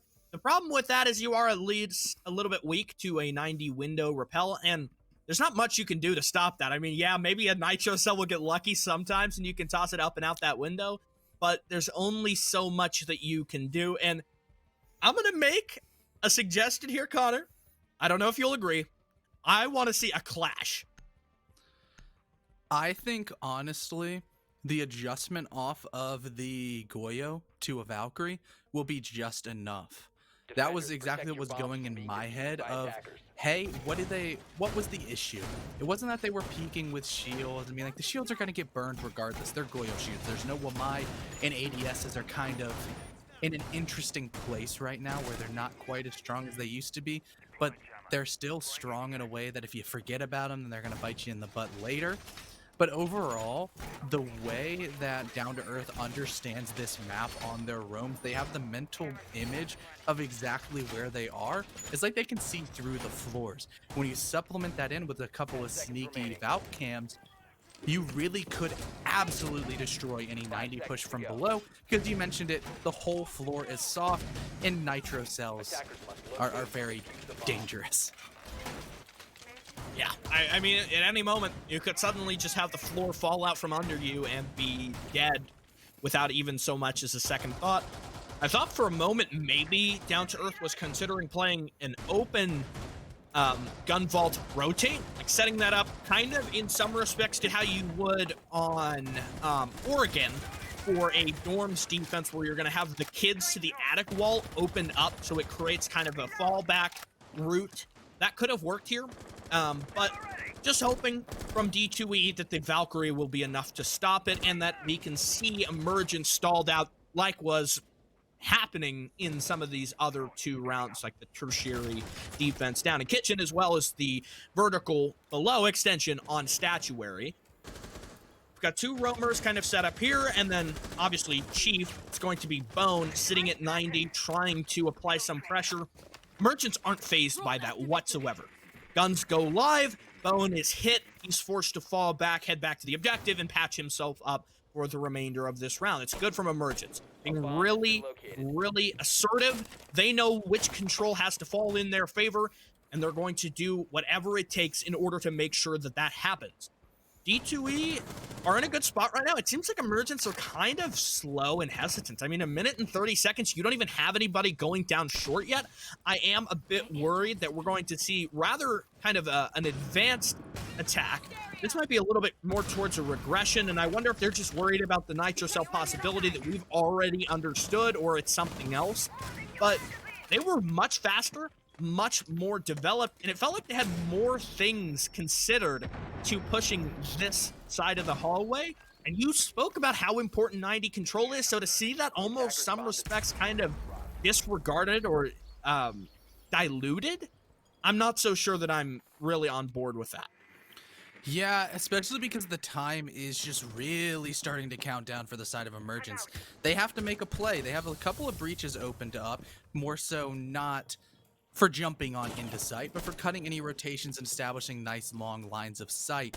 But they seem to maybe want to try to push 90 once again, but it's going to be through the backside as Son of Finn is going to drop down to Yusuke. Trying to find the ankles from the drone hole will be his ultimate demise. However, now a Nitro Cell rips through, but moved on the backside might just rip through the backside of a couple of players on the Down2Earth team. They're all locked up inside a bar. They're trying to find out where this plant is, but it's the flank for Mood coming out. Goria as well, dropping down to Bozo, pistol in hand for Bone. He's going to be able to pick up one, but he can't get the second. Now it's all up to Kojin on the flank, and he's not long for the world. Can't get a single kill after that clutch potential was there. Two back-to-back attacks of the successful variety on AVG fall into the hands of Emergence, and at this point you just kind of have to think on the Down2Earth roster, don't go back to Aviator. Please don't go back there. And I honestly, I have to give it to Emergence. They came up with something different. It wasn't kind of that full deer in the headlights, let's all push down 90. They were still sitting at 90, moving forward, taking that control, but also they developed a particular interest in the study walls. Getting those open left D2E incredibly vulnerable. There was 3 people kind of just sitting inside of games with no idea what the plan was next. And I think what happened there is that they were kind of distracted and nobody knew what really needed to be watched. That wasn't an eventuality that they had been totally prepared for, and they kind of just tried to fly by the seat of their pants, and fortunately for them, it met incredible resistance. Great job, shaped up well from Emergence. That strategic variety, setups like that, changes on the fly adaptability, being able to pivot quickly, that's the type of play that will lead you to success here on Villa. Yeah, Aviator Games has just been one of those bomb sites that you're either really good at it or you're really bad at it, and it seems like it's the second case for Down2Earth. They know me. I can say that kind of stuff. I can trash talk them. You know, they'll think it's funny and endearing. But overall, the rest of their defenses have looked insanely sharp, especially this last time we saw Trophy and Statuary, which essentially was a perfect defense. You can't really get much better than flawless flashing across your screen in bright yellow letters, because Emergence was not able to deal with the roam downstairs, a couple of Nitro Cells, and a whole lot of information coming out of the cardiac sensor of Navozo led to quite a few frags, and that UMP was just popping off downstairs, just murdering everybody that tried to challenge him. And once again, he's challenging over towards the close side of dining room, over towards the laundry. Can't quite see anybody on the cardiac sensor, just out of reach, but now from up above will be the IQ scanner confirming that yes, there is a pulse downstairs. They are aware of this vertical extension, trying to clear this out. The pressure comes in. Vozo trading blows. It's not a likely fight you'll win against an Ash when you're on the pulse, but Ben is the one who wins that fight from over by detention.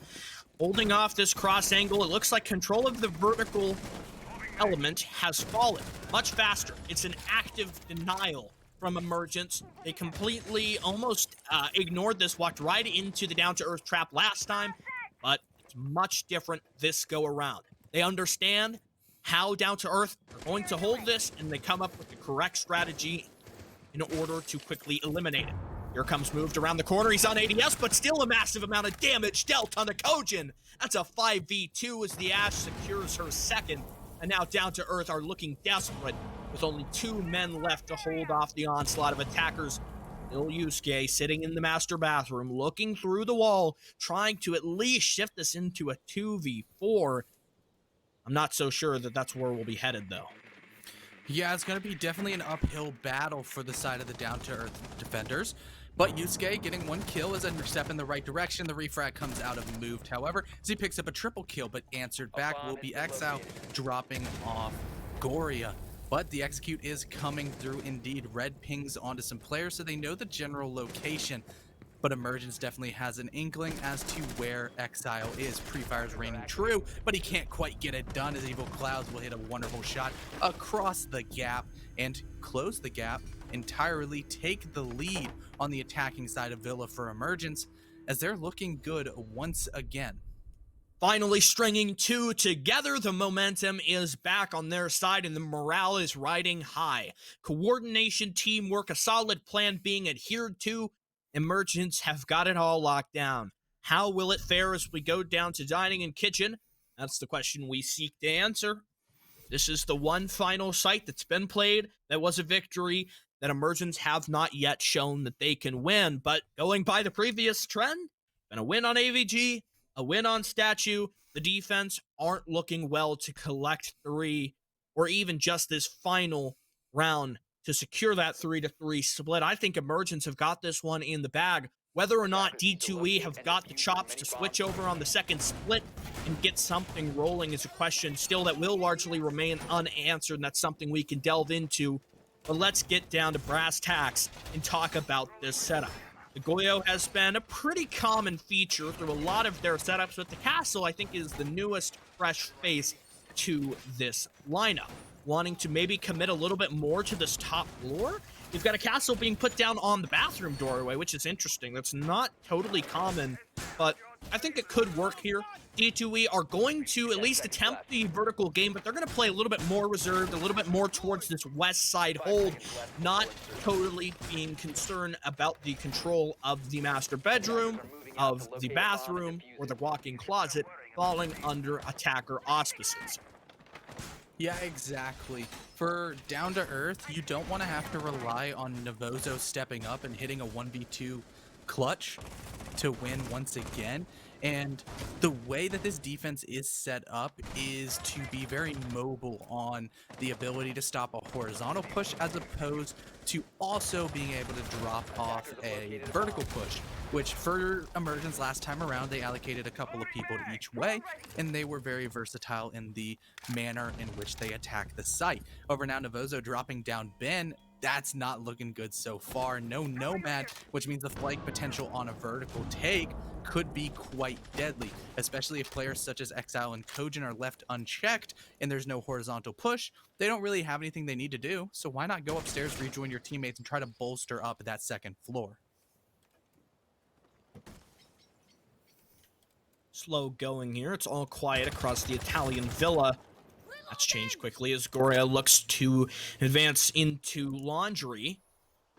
They have Sonafin on the Habana, so you could theoretically see this wall open if Sonafin chooses to rotate, but he's going to have a really long adventure if he wants to get all the way over there. Completely shut out. Oh, that's nasty. dirty. So dirty from Exile. Frag grenade is sent in, doesn't even do any damage to Exile. You're not getting in through that window. And Exile down below with the castle makes sure. I think Evil Clouds has come to that same conclusion as we see him rotate, likely to come in through the basement tunnel, which is not a route we see used all too often. Moved, though, as he closes in from Memo, has potentially found a weak spot in this defense. If he can move into Tetris, he might be able to get something done, but he forgot about that top floor angle. This is a great defense from Down to Earth. They know what angles are covered. They know which weak spots are in existence, and they got intel or a gun trained on those spots ready for it. Goria, here he comes. The entry player, King himself. A grenade as well onto Yusuke. This might be changing course. This is a 2v3. Goria down on the ground. No time to withstand. And now we're back on that same distance, that same destination. It looks like Evil Clouds has a mountain to climb, and he might already be out of breath. Yeah, there's a player on Tetris, and is it from above? I thought Exile just got a kill from Another above. one of those. Yeah, I thought it was gonna be another nutty angle, but it's just on top of the Tetris boxes. A beautiful head glitch coming through as Exile picks up his second frag of the game and ties up to the 3-3 Villa split. Now, just a couple of months ago, if you'd asked me, was, oh, wait, what would you expect Villa defensive split to be? It'd be like, I'd hit you with the 5-1 defense or the 4-2. And now it's definitely shifted because the introduction of people realizing, hey, the second floor bomb sites are a lot easier to take if we just push from the other side of the map. And just the way Villa being overplayed and teams really just understanding how to break everything down allows for some teams to be really comfortable on the attack. So 3-3s aren't the most uncommon thing. For the side of Down to Earth, they probably would have wanted that 4-2 defensive split, but it's really just going to come down to emergence. If they're going to have a stronger defense than Down to Earth, or vice versa. Yeah. On your opponent's map pick, you can't exactly you can't exactly be a chooser. I mean, you're going to take what you can get. 3 successful defenses. That last one, my favorite, I think the best so far in terms of simply game knowledge, strategy. It worked out, and Emergence had very little response. As we go over to the attackers, it's time for Down2Earth to establish their identity. That's going to be with a Ying. Bone, he's got the Type 89, or rather the LMG on Ying. Totally just blanked on the weapon name there. I feel like it's... Help me out here, Connor. Is it, oh, I know it. No, that is... Ferme whispered in our ears that is the LMGE. No, that is Zophia's LMG. We're going for a Google. It's not the T95. I think it might be. Yeah, it's the T95, and then the T5 is the LMG, so T95. Yes. Well, yes. It's a great gun. I mean, got an ACOG. It aims down sight so fast, even with a vertical grip. It feels like it has an angled on it. Then you put an angled on it, and it's literally instantly, and you have an ACOG. But Yusuke with a gun with no ACOG, but it's the ACOG. It's the ACOG just here, there, everywhere. Bone dropping down Son of Finn.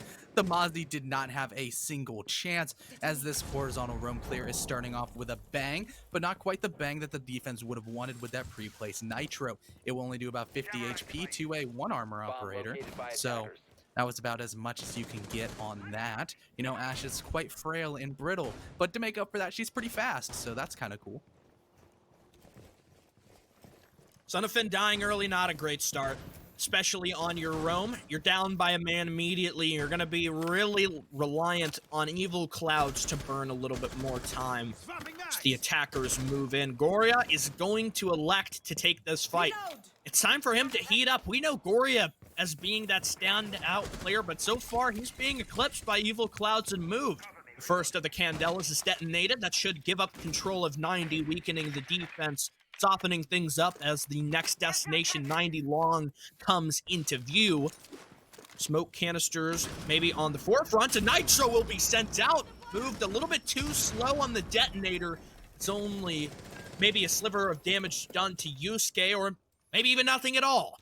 And one piece of utility gone. You've only got a single Nitro cell left. Ben is the sole explosive utility carrier, the only person who can deny this plant from happening. And we'll just see move. Sit prone close at the doorway. If they try to rush in, this might be caught off guard. The reaction from Exile with the L85 will gun him down, though. The shotgun simply not trained, not ready, not prepared to take that fight. As the Candelas sound, it may finally be time for this execute to come to fruition, but Ben on the AUG is ready to try and stall things out as the last hope of the defense.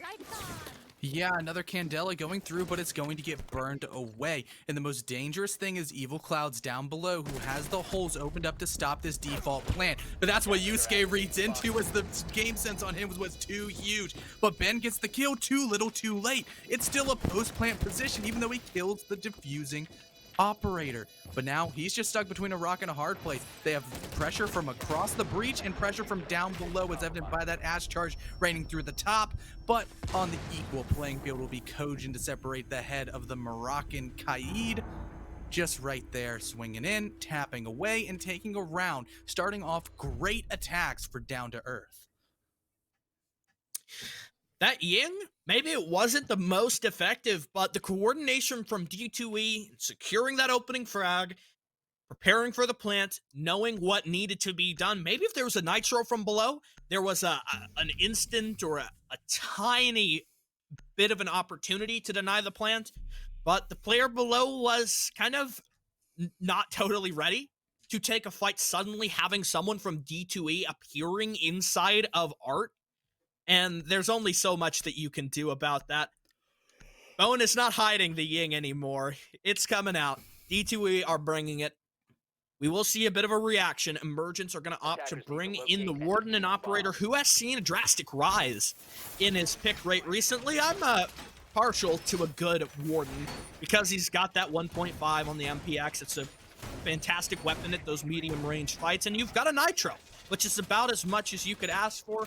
When Down to Earth are going to try to leverage their Candelas and their smokes and their flashbangs, you need to have something that can see through the fog and be ready to stop the execute in its tracks. Yeah, I mean, at the end of the day, I was gonna talk about how versatile Ying can be as a flex operator if you're not sort of confined to a very static lineup, because she gets a hard reach gadget, and on a lot of maps that is insanely impactful as just sort of a last ditch effort to maybe open up a hatch or open up something uncontested. But Bone says, screw being a hard breach, I'm going to bring the smokes anyway, which might be to their very chagrin on the Down to Earth side if Move is on the other side of those smokes, because he's having a pretty good game so far. 8 kills to his name and not a whole lot of deaths to match that up. However, the only numbers that really matter in this game are at the top of your screen, and right now the lead still goes into the hand of Down to Earth as they start their backside horizontal clear. Here comes Bone with the 90 repel. So everything is clear. Down to Earth establish which areas of the map are theirs and which are in the gray zone, the no man's land, things that they have to drone first, have to move up and take control. That's what we'll look to answer here. Sonafin is back on the Mozzie. He's going to try to roam, try to stall out this round as much as he can, but Down to Earth have been very strong in their knowledge of the roam. They don't often miss an opportunity to use a drone to find some intel to lock off the flank. And their well-rounded capability, their confidence as a team, and their consistency, I think, might be something that Emergence are going to have a problem with as we see what's to be on the ladder of some of these attacks. The Warden's position is known here by Bone. I feel like he might try to attempt a pre-fire or, you know, maybe even give an opportunity for Exile to go below. Warden's just going to stay there. The pre-fire is known. The head is spotted, but Exile not totally committed to it. He'll get a frag anyway onto Evil Clouds. The Maestro, no longer able to operate those Evil Eyes, will be sent to an early grave as the frag grenade is used. That might kill Exile if he doesn't crawl right out of the way. Goria looks to confirm that kill, getting a bit hungry, but Down to Earth will try to protect their teammate as a Nitro gets Exile. It's Yusuke to respond. Sonafin on the flank. Yeah, and Sonafin's gonna drop down Navozo as well, finish him off with a pistol and even up the man count at 3-3. And that right there terrifies Bone, as he now has to worry about his back as well as his front, because you got 2 in front and 1 in the back, and that is not a great spot to be, as the diffuser is dropped down inside of the exterior statue door. A flank drone operated by Yusuke will be watched by the caring eyes of a fallen teammate, as the Ash is going to start pushing on in, trying to challenge all these anchoring positions of the remaining 2 on-site players of Emergence, as now the Habana will actually get to breach because the mute jammers are removed, and Ben, locked inside of Astro, will continue to persist. A beautiful shot onto Yusuke as Bone's going to go absolutely mad with 2 kills. Going to start tapping away on the diffuser as well, as it's just Kojin and Bone against Goria, as now Goria's going to hit an air jab. There's only 7 seconds left. They know exactly where he is. He has barely any HP on him, but he doesn't care as he goes right onto the head of Kojin. But now it's a 1v1 situation. Both players with about 1 HP of damage left on themselves, but Bone goes massive. Final 3 kills all go into the Candela wheeling Hong Kongian, and Bone takes another round in a row for Down to Earth. It seems like when it's down to Earth's darkest hour, there's someone on the roam, the execute's not going their way. Bones shows up as the savior, the player ready to take the charge and get things moving.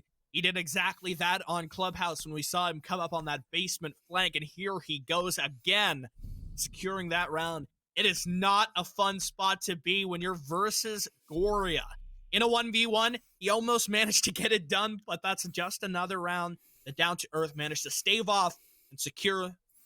They are only one round away from match point, from making sure that a win will have to be in overtime if it does even go to Emergence. We're standing at a very similar point to where we were back on Clubhouse. Emergence is only 3 rounds on Club. We're on that first split. Down to Earth won 4 in a row. Exiting the first half, we're on track for that very same place. I'm upset, Reese.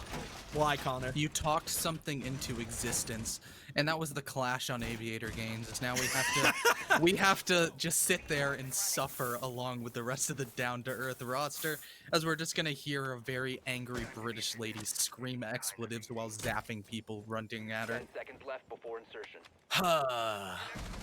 But the idea is definitely there for Son of Finn, who isn't quite as active on the fragging potential. He's just gonna be making a lot of punch holes, so that's interesting. But mainly gonna be the first line of defense and intel gathering for the side of the Emergence defense, understanding that there's a 99.9999% chance that Down to Earth are gonna push from the backside, because pretty much every team nowadays does. For Emergence, they're going to extend horizontally over towards this sort of northeastern side of the map. As soon as they start feeling pressure, they're just trying to kill as much time as possible. Then they'll peel back, and that's where the defense is going to get really rough, because Son of Finn can do this exact play, but in 90, where there's a lot less angles to worry about and a lot less safe places for attackers to peek from. The efficiency that Down to Earth get this done is the biggest thing to look at. Goria taken off the board. That's the start of something great. As long as they can keep this up.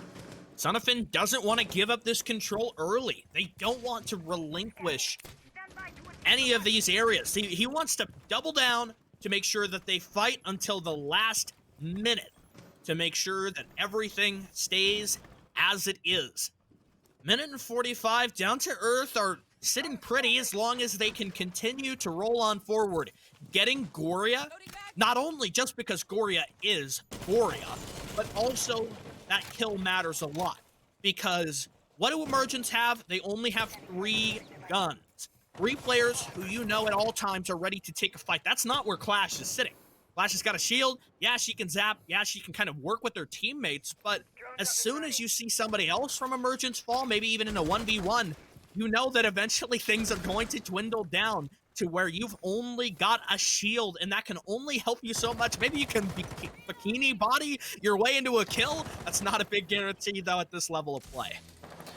I don't like how you might have just brought that into effect, too. If I have to cast a bikini body kill, if Son of Finn getting his 3rd frag of the game, you know?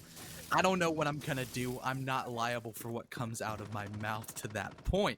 However, 90 control is being taken by Down to Earth, as their man advantage is there, but time not so much. They only have 35 seconds left to get into this site, and they're going for the default split. They're going for a little bit of pressure over towards Zombie Door, as well as this study crossfire, as Navosa's just going to lock down 90 because they haven't lost anybody. They have so many angles that they can hold, and there's not that many people on site. As now Moved is going to hit an air jab. That's going to project that, yes, there's one flanking, but they probably already knew that has now been inside of sight will fall at the hands of Exile. It's just Son of Finn and a couple other people sitting inside of sight, and he's getting shot from so many different angles. Moved falls at the hands of Yusuke. Another shot coming through, but Evil Clouds answers back onto Yusuke, and Kojin finishes it up.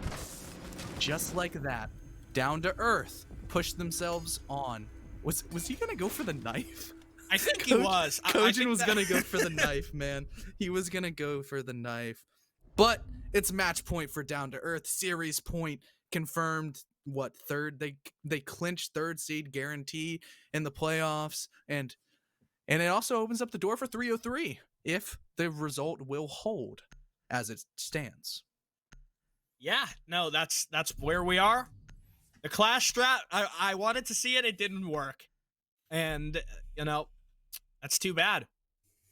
I kind of saw the future of that round. When you play a team like D2E, you're going to stare down the eventuality that sometime, somewhere, you're going to have a clash and somebody else. You're not, totally ready. It's not like Clash is constantly sitting with her gun Attackers need ready. to locate and She was defuse sitting in the bombs objective. if She they tried to can. give intel, but there are 4 players just full send into the site. You've got one defender in that situation because the Jaeger spent so much time trying to go for this grandiose roam, and it didn't work. Sorry to say.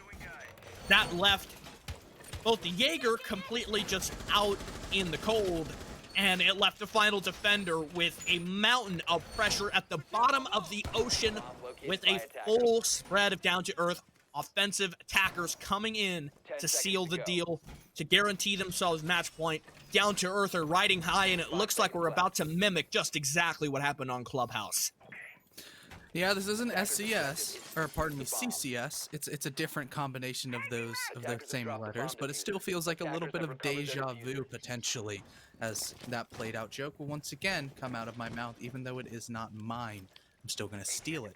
However, a little bit of a spawn peek coming out of Son of Finn, who's just trying to get anything going. He has not gotten any momentum, and he's one of the just huge players for Emergence that has been relatively silent, and therefore leading to the lead that Down to Earth is currently finding themselves in. It's 6-3. They have a lot of match points, and they have not lost an attack so far, as well as seeing every single defense that Emergence can bring to the table, and are looking quite good every time that they take any round. They're going for a horizontal push as opposed to a vertical push that you would typically see associated with a kitchen dining attack.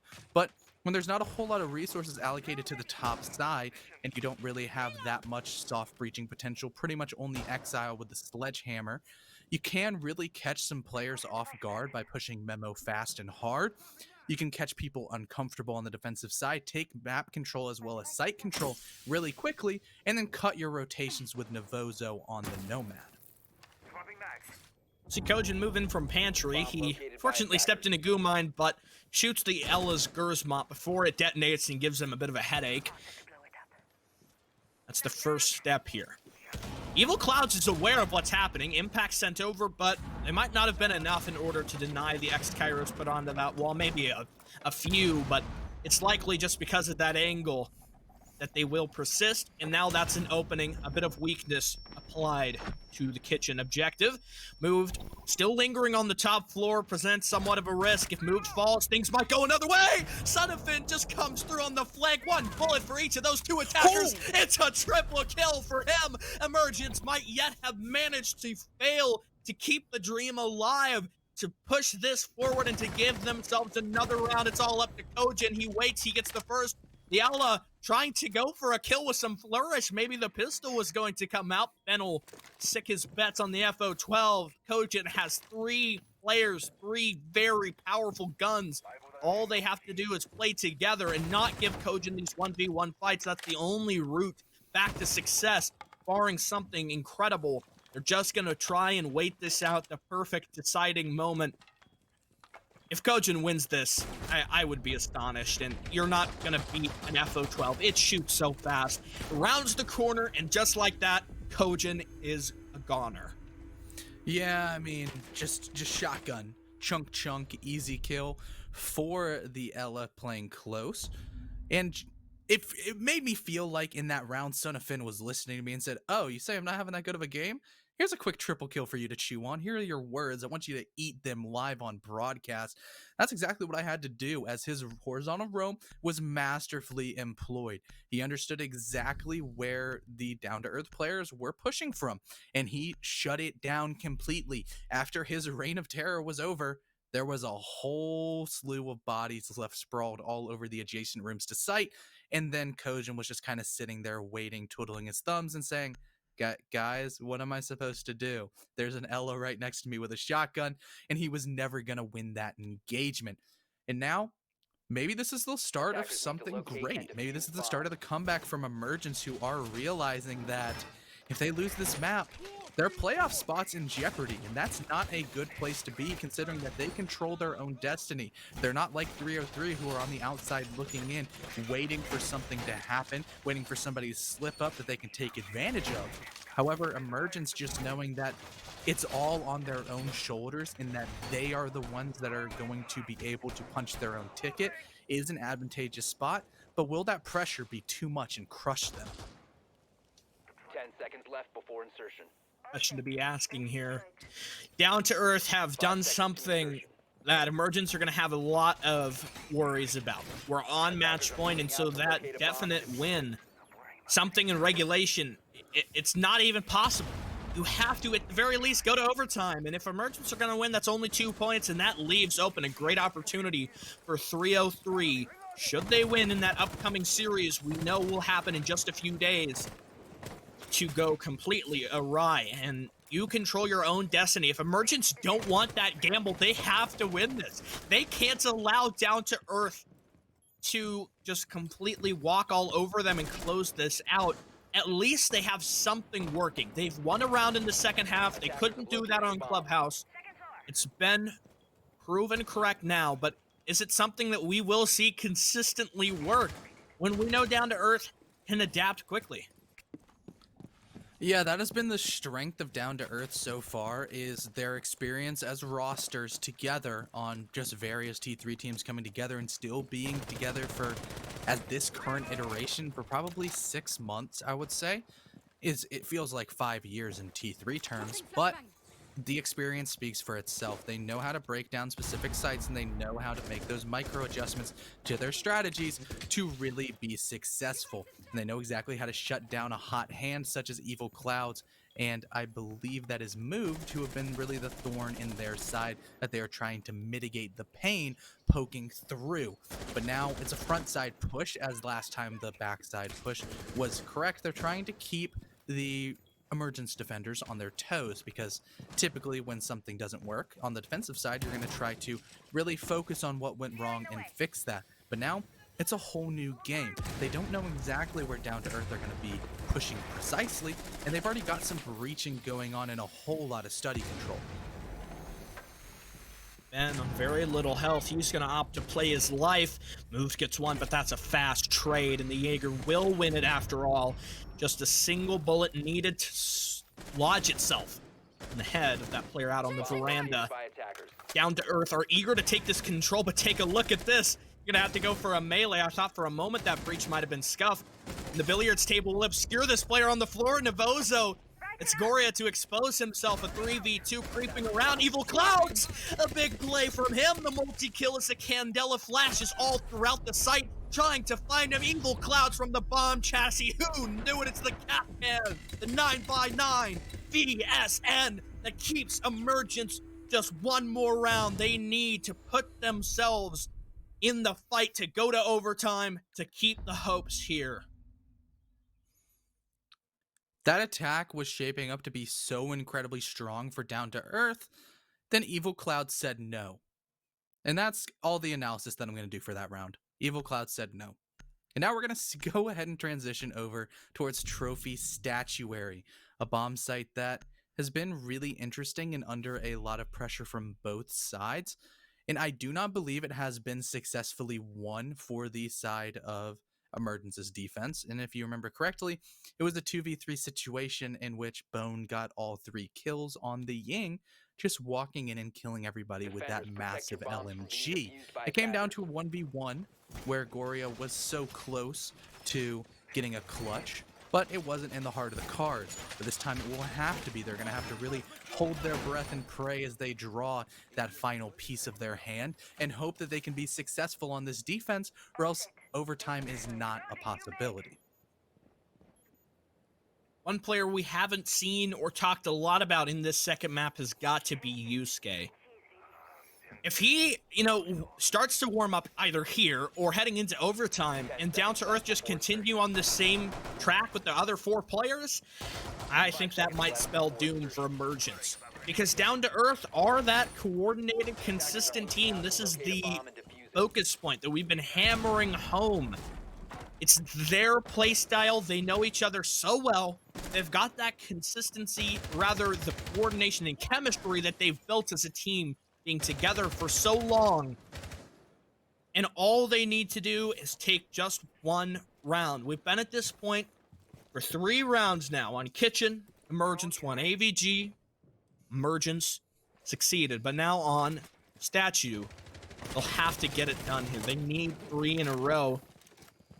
Any slight risk, any mistake, a slip up, one tiny mistake could snowball into a potential victory. Here it goes. Son of Finn with so much damage onto Yusuke, whether he knows it or not, knocking him down all the way to 1 HP. Not a great start here for the Ash.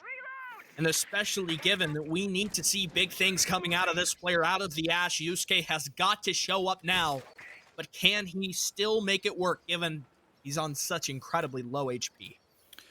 I mean, I think Yusuke has just been playing too much Dead by Daylight and Valorant. That's why he's not having that good of a game. But anything can happen, as 1 HP in a dream is a very real phenomenon, especially when you channel the powers of every Ash main, like Goku with a Spirit Bomb.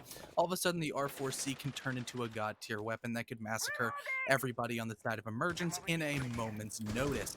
But with half the round already gone, the only damage to any operator has been to the aforementioned Ash of Yusuke. But Exile, already all the way up by the couch landing, seems to have a little bit of an inkling that yes, there is a Kaid playing over here, and it's gonna actually be the win gunfight by Ben to drop off the sledge. No more nades to get rid of any players playing in close angles, as flash grenades of Navozo seem to know once again that he's in that corner. It's Moroccan versus Moroccan. More damage going onto the Kaid as he's on about 3 HP, and the pistol whip coming out of the Nomad will silence him forever, and evened up at a 4v4. Yusuke deploying some of those breaching rounds, trying to open something up, maybe even dislodge a few of these players in evil clouds. Still sits eagerly on the Astro staircase, knowing that if anyone should push in from the bathroom, he's got a great chance to stop this from happening, or any push forward. Gory on the long angle, redeeming himself with the MP5. Just one man left to develop what control they've got coming in from Master. A missed opportunity as the Nomad charges across the breach, and Nitro from Goria trying to keep this done. No! It's the Electro Claw from Ben, the final killing Goria in tandem. What a kill cam. Here we are, the close-up. It was the Electro Claw. No, Yusuke, no. Oh, man. So, Reese, you know how I've been getting on to you about talking things into existence? Yeah. I talked overtime into existence during the pre-show, so this one's on me. That's my bad.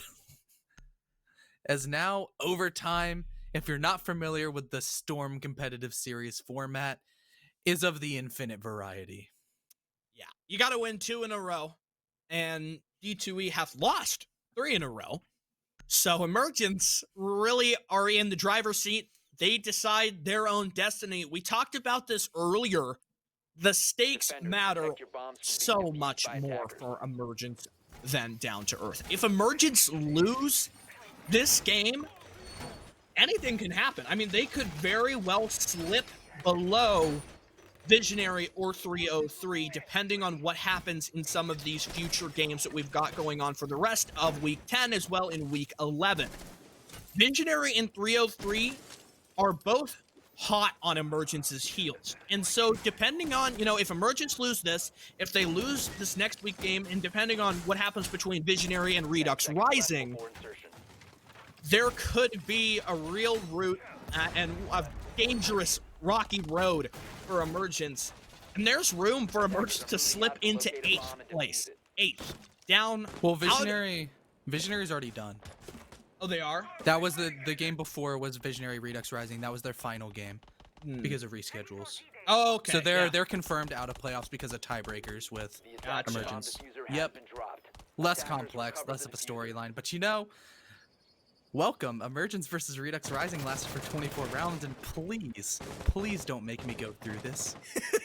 That's Ferme's way of letting you know that he controls destiny, and this will be the new record match, the longest ever for SCS.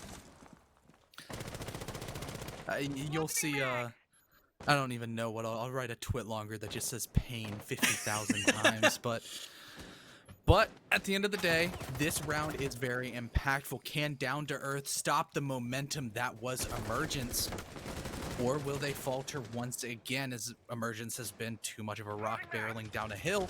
Can you push back against it? Bone's going to answer a little bit of that question by dropping down Evil Clouds on 90, removing some of the initial pressure of the roam towards that very, very crucial backbone of the entirety of the second floor. For the side of Emergence, they have Son of Finn now tucking tail and running downstairs with a nitro cell still in his pocket. Could be a little bit of a bad omen for the down-to-earth attackers if they find themselves in a stationary position on a soft floor, which, surprise, surprise, is about 90% of all of Villa. Feels like the first time in a while where we've seen a confident, impactful opening kill from Down to Earth, shutting out Evil Clouds.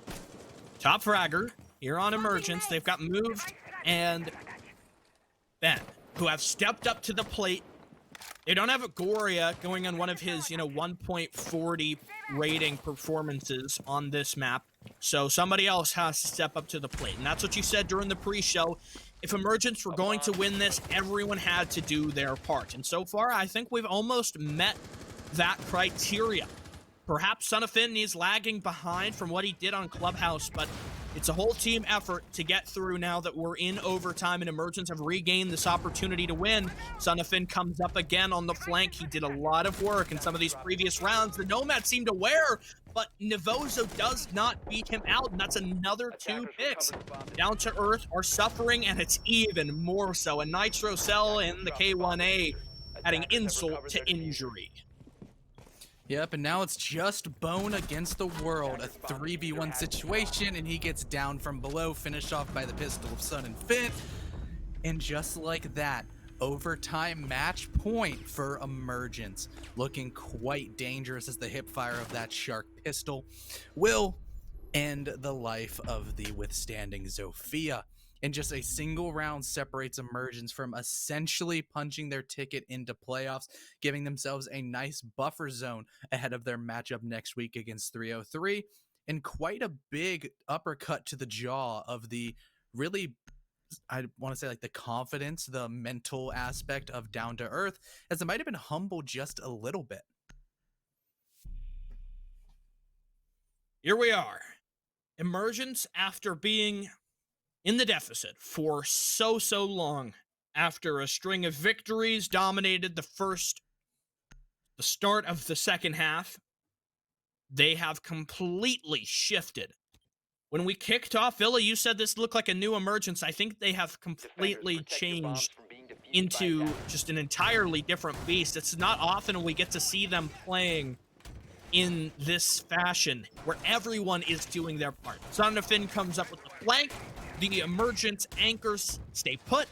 They do their role. They don't over-aggress. They don't peek. Move does not get cut down early like we saw back on Club. There's no, weird exigent factors. It's just consistent play. I bet if you looked at the stats just from the second half, it would paint a totally different picture from what we've got overall so far, because Emergence have come so close. 10 seconds to go. Down to Earth Located a bomb. really just have to figure it out. I mean, what is going on here? Why can't they find success? And what has changed that has put them in this position where their match point is a figment of the past? Yeah, I think what it came down to was, once again, like you said, Emergence listening to me during the pre-show, because Evil Clouds moved and bend. They were the ones that didn't do too hot on Clubhouse, but now they're leading the charge. They've all got 11 kills apiece, while it's the side of Down to Earth that's struggling with a bit more of a spread, mainly Yusuke and Kojin falling a little bit behind the rest of the pack. They need to pick it back up, and I know that both of those players can, as well as Son of Finn or Goria can pop off at any given moment. Yusuke on the horizontal roam, sitting inside of Statue, locking down and bearing the entirety of this brunt force coming out of the Emergence attack. It's spearheaded by Moved, the hot hand on the Emergence side, picking up the Ash, the FBI SWAT, R4C in hand, couple breaching rounds in her back pocket, can make quick work of those castle barricades if she so desires, but it's going to be her sister operator, essentially.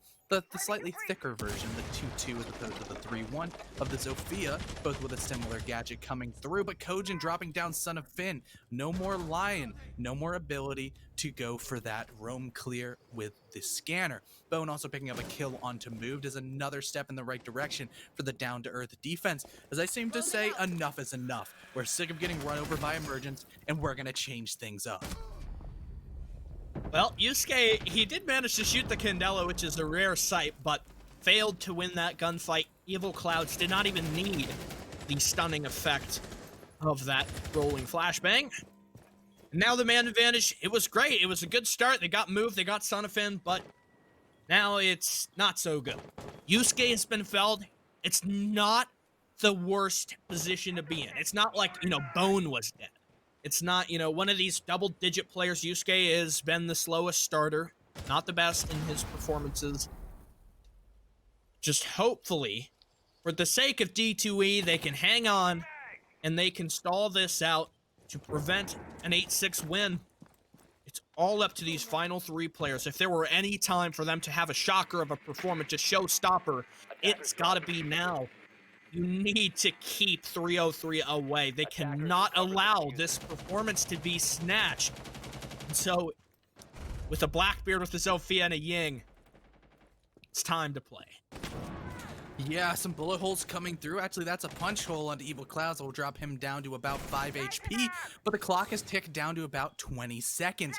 Ben has a nice line of sight to cut any rotations over towards the kitchen door, but they don't have sight control, and they're going to have to use those Candelas to blast on through, but the blasting will come from the shotgun of Devozo, dropping down Goria, as now the shots go through. It's a crossfire both ways. Bone picking a Bone.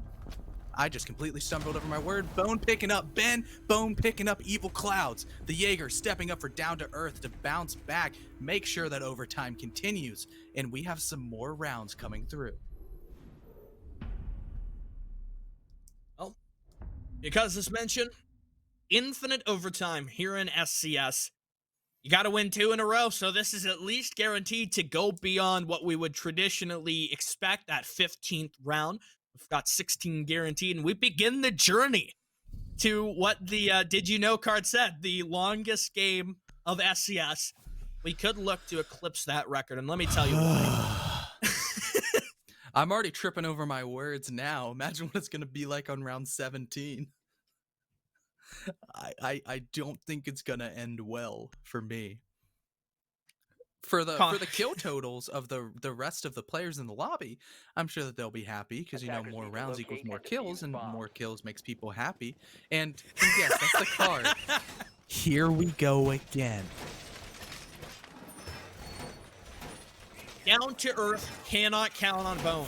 You have to start, you have to start moving. If you're Yusuke, if you're Kojin, it's surprising to see Kojin being one of these players that's not having a great performance, because Kojin, even despite the fact that he's on a support role, he's on kind of, a flex hard breaching role, through Down to Earth and previously in Control Nation's history, Kojin has been a standout player in the statistics. If you look back to some of In Control Nation's games inside of Siege Cardinal League for Season 4, Kojin just has this magic ability to win every fight and succeed in fragging out on a role that you would never traditionally expect so. We've got the exclamation mark Bone command popping up there. Yep. My favorite player is the Bone guy. He is very good aimer, special game sense, honestly is one of the best in the game, and so he comes equipped with those Jaeger ads, and you can destroy the attacker gadgets around, and he has cool gun to go. Pew pew. I think Bone has been on Jaeger for about as long as I remember, back when he was a Bone and played for Team Cirques, which was just so many months ago. He's just Jaeger or Ashe or Zofia. I think Yusuke has been kind of hogging up the Ashe so far, which is odd, given that Yusuke is not having the best performance. But Ashe has kind of moved into more of a utility role, and that kind of dodges back and forward with changes to the meta. Here comes Yusuke on a flank up the basement stairs over here by Mexico. You might try and get one of these players hiding out, maybe a drone, shoot somebody through the barricade when they don't expect it. They know where Jaeger is at least, so that's some intel, and the mark will come out. Is this wall soft? I have a strong feeling that Yusuke might just say, I'm going to open this, and I'm going to charge right in. That could be very good, or it could be very bad. With Yusuke dead on the opening death, that just puts Down to Earth really far out of commission, and it's going to force Owen to come up with another multi-kill. I think they are going to structure this around Yusuke just rushing in and dismantling the site control. Now that they've got the wall open, they know which positions the defenders are going to be in, but it's already showing signs of failure as the Ash is stalling out, as Exile died to Evil Clouds, but at least, in some respects, it is working. There we go. I mean, Yusuke, he's done it. Yeah, it's doing really well so far, as now it's a 4v3 swung into the favor of the down-to-earth attack, something that they haven't been able to successfully do in a while, as now Yusuke will get another double kill coming out, as he's finally coming alive. He realized that, yes, overtime is my time to shine, as Bone's gonna be able to drop it down bent, but get downed in the process, finished off by Moo, but it's the triple kill for Yusuke. And yes, Mans did it, and Navozo is lost. He doesn't know that it's infinite overtime. But I wanted to give you a live look into my prediction of what was happening inside the comms of Down to Earth. Was Yusuke coming up those back stairs and going, hey guys, I've got a play. Trust me, as he breaches open the wall and just hopes for the best. He got the best. I mean, I think he got a triple kill, which just completely overshadows his slow performance earlier in the game. Now you can see that he's caught up with Kojin. This is what I talked about. Down to Earth have to channel that consistency across the board with these frags. If they can coordinate, they've got a great chance to close this out. They've regained their match point. 8-7, it's Emergence forced back into that perspective of we are the underdog, we are on the rise, and we are trying to give ourselves this final boost. Can they do it? Can Down to Earth close it out? I don't know. They're on the defense. Yeah, it's going to be interesting because this last site here has been just up in the air. It's just a coin flip. Overall, this entire map has been. During regulation, both sides went 3-3. And now in overtime, it's kind of been back and forth potentially, as both defenses won the first set of overtime. Now in double overtime, one attack won. Will the defense be able to prevail, or will we follow the same thing over and over again, with Emergence coming out on the attacking victory and forcing us to triple overtime? Yay. However, Down to Earth, their first defense on this bomb site was poetry in motion. If you remember all the way back to round 2, that was a flawless round for the defense, where somebody downstairs by the name of Navozo on the pulse went absolutely massive, but this time it's a little bit of an interesting operator choice implied on the horizontal side, because it screams shades of SSG, going for this deep drone denial on your horizontal roam, falling back when necessary, and making sure the Emergence attack goes in without intel. You know, I was about to say I was a fan of this shield until I realized that it is very exposed to a frag grenade. There is, you know, these little boxes there stopping it, but eventually you're going to have to give this up. Kojin taking a lot of damage. What's important, though, is that he's managed to escape. He's in the clear. He's gone. And so now, you know, there's been a little bit of time wasted. Oh, Kojin. The bullet hole. It's going to double up with Navozo. So you've got either a shotgun ready to tear your face off, or Kojin with the SMG-11 shooting at over 1,200 rounds per minute. You've really got a decision to make what you're going to do here. Are you going to force into the shotgun? Probably not. They're going to at least get open the main breach first. The impact trick comes out. It gets the first set. Does it get the second? It looks like it does, which is a lot of utility removed. Sonafin is out of X-Kairos now, and so they're going to have to push through the choke angles. Kojin does get felled. He was already on low HP, but he's got his SMG-11 brother backing him up to secure the trade. Yusuke is killed from below. No nitro cell from the Maz he sent up to delay this attack any longer. but a lot of damage for that small frag. It's a small fry in this world. Emergence, I mean, at least they got the man advantage. The time could be a little better. They need to focus up coming into this execute. Yeah, they have the man advantage, but Diffuser's a little bit of ways away, and they still have to really push out Navoza, who's been sitting inside of Astro, and the horizontal angles being held by Bone over towards the backside of Red, but Moved will remove him as now Exile and Navoza, the old Homeland brothers in arms, get a couple of frags to themselves and even it all up. Exile's gonna go even bigger as he also picks out Moved, and all of a sudden, it's just up to Ben in a 2v1 situation. He's outside the map. They have no diffuser control, and he's gonna have to just sprint on in and hope that whatever he throws at the wall sticks. And for Exile and Navoza, they've been teammates for so long. Hopefully they play together. Hopefully they establish these crossfires with the free fires coming through. The shotgun doesn't pan out. Ben's able to take him out. Exile, you don't need to peek this. He's going in. He's going to tag up Ben once again, but it's going to be the MP5 to deliver the final blow, even though a little bit of a gut-wrenching heartbreaker for Emergence. A little bit of panic coming out of Exile. He will still prevail strong and down to earth. Take the hard-fought victory in double overtime. Scoreline of 9-7. There is no other way to describe that match than a hard-fought victory. Down to earth, we're down bad through that second half when it looked like Emergence had finally discovered the secret formula to unravel D2E and to progress on such a long streak. But once it headed to overtime, Down to earth, they focused up. They figured out what was necessary to get that through, and they didn't have the diffuser. The few separate gunfights fell into their favor, and all of the pawns simply just fell away. And the chessboard was thrown completely out the window. Emergence will only get 1 point. I mean, at the end of the day, it's better than 0 points. But it still does open up the door for your boy Sov and the rest of the 303 gang to just earn their spot in the playoff, and it's going to be an absolute barn burner of a series next week that I'm really excited to watch. But at the end of the day, you have to say that Down to Earth did deserve this game. They looked so good, and they were overall a lot more consistent of a team on both sides, attack and defense, on both maps, Clubhouse and Villa. Sure, Villa was just a little bit, it was like this much closer than the 7-3 victory that we saw for Down to Earth on Clubhouse, and that last map was definitely really good. So Emergence, you still need to hold your head high because that was quite a valiant effort.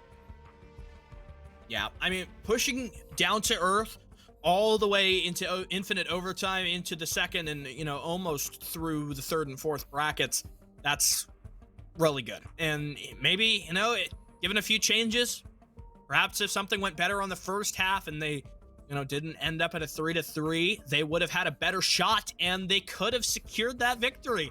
But at the end of the day, they get the 1 point, a small consolation prize for the long, epic, and drawn-out battle that they fought against one of the top 5 teams in Tier 3 play. I wouldn't have had this series go any other way.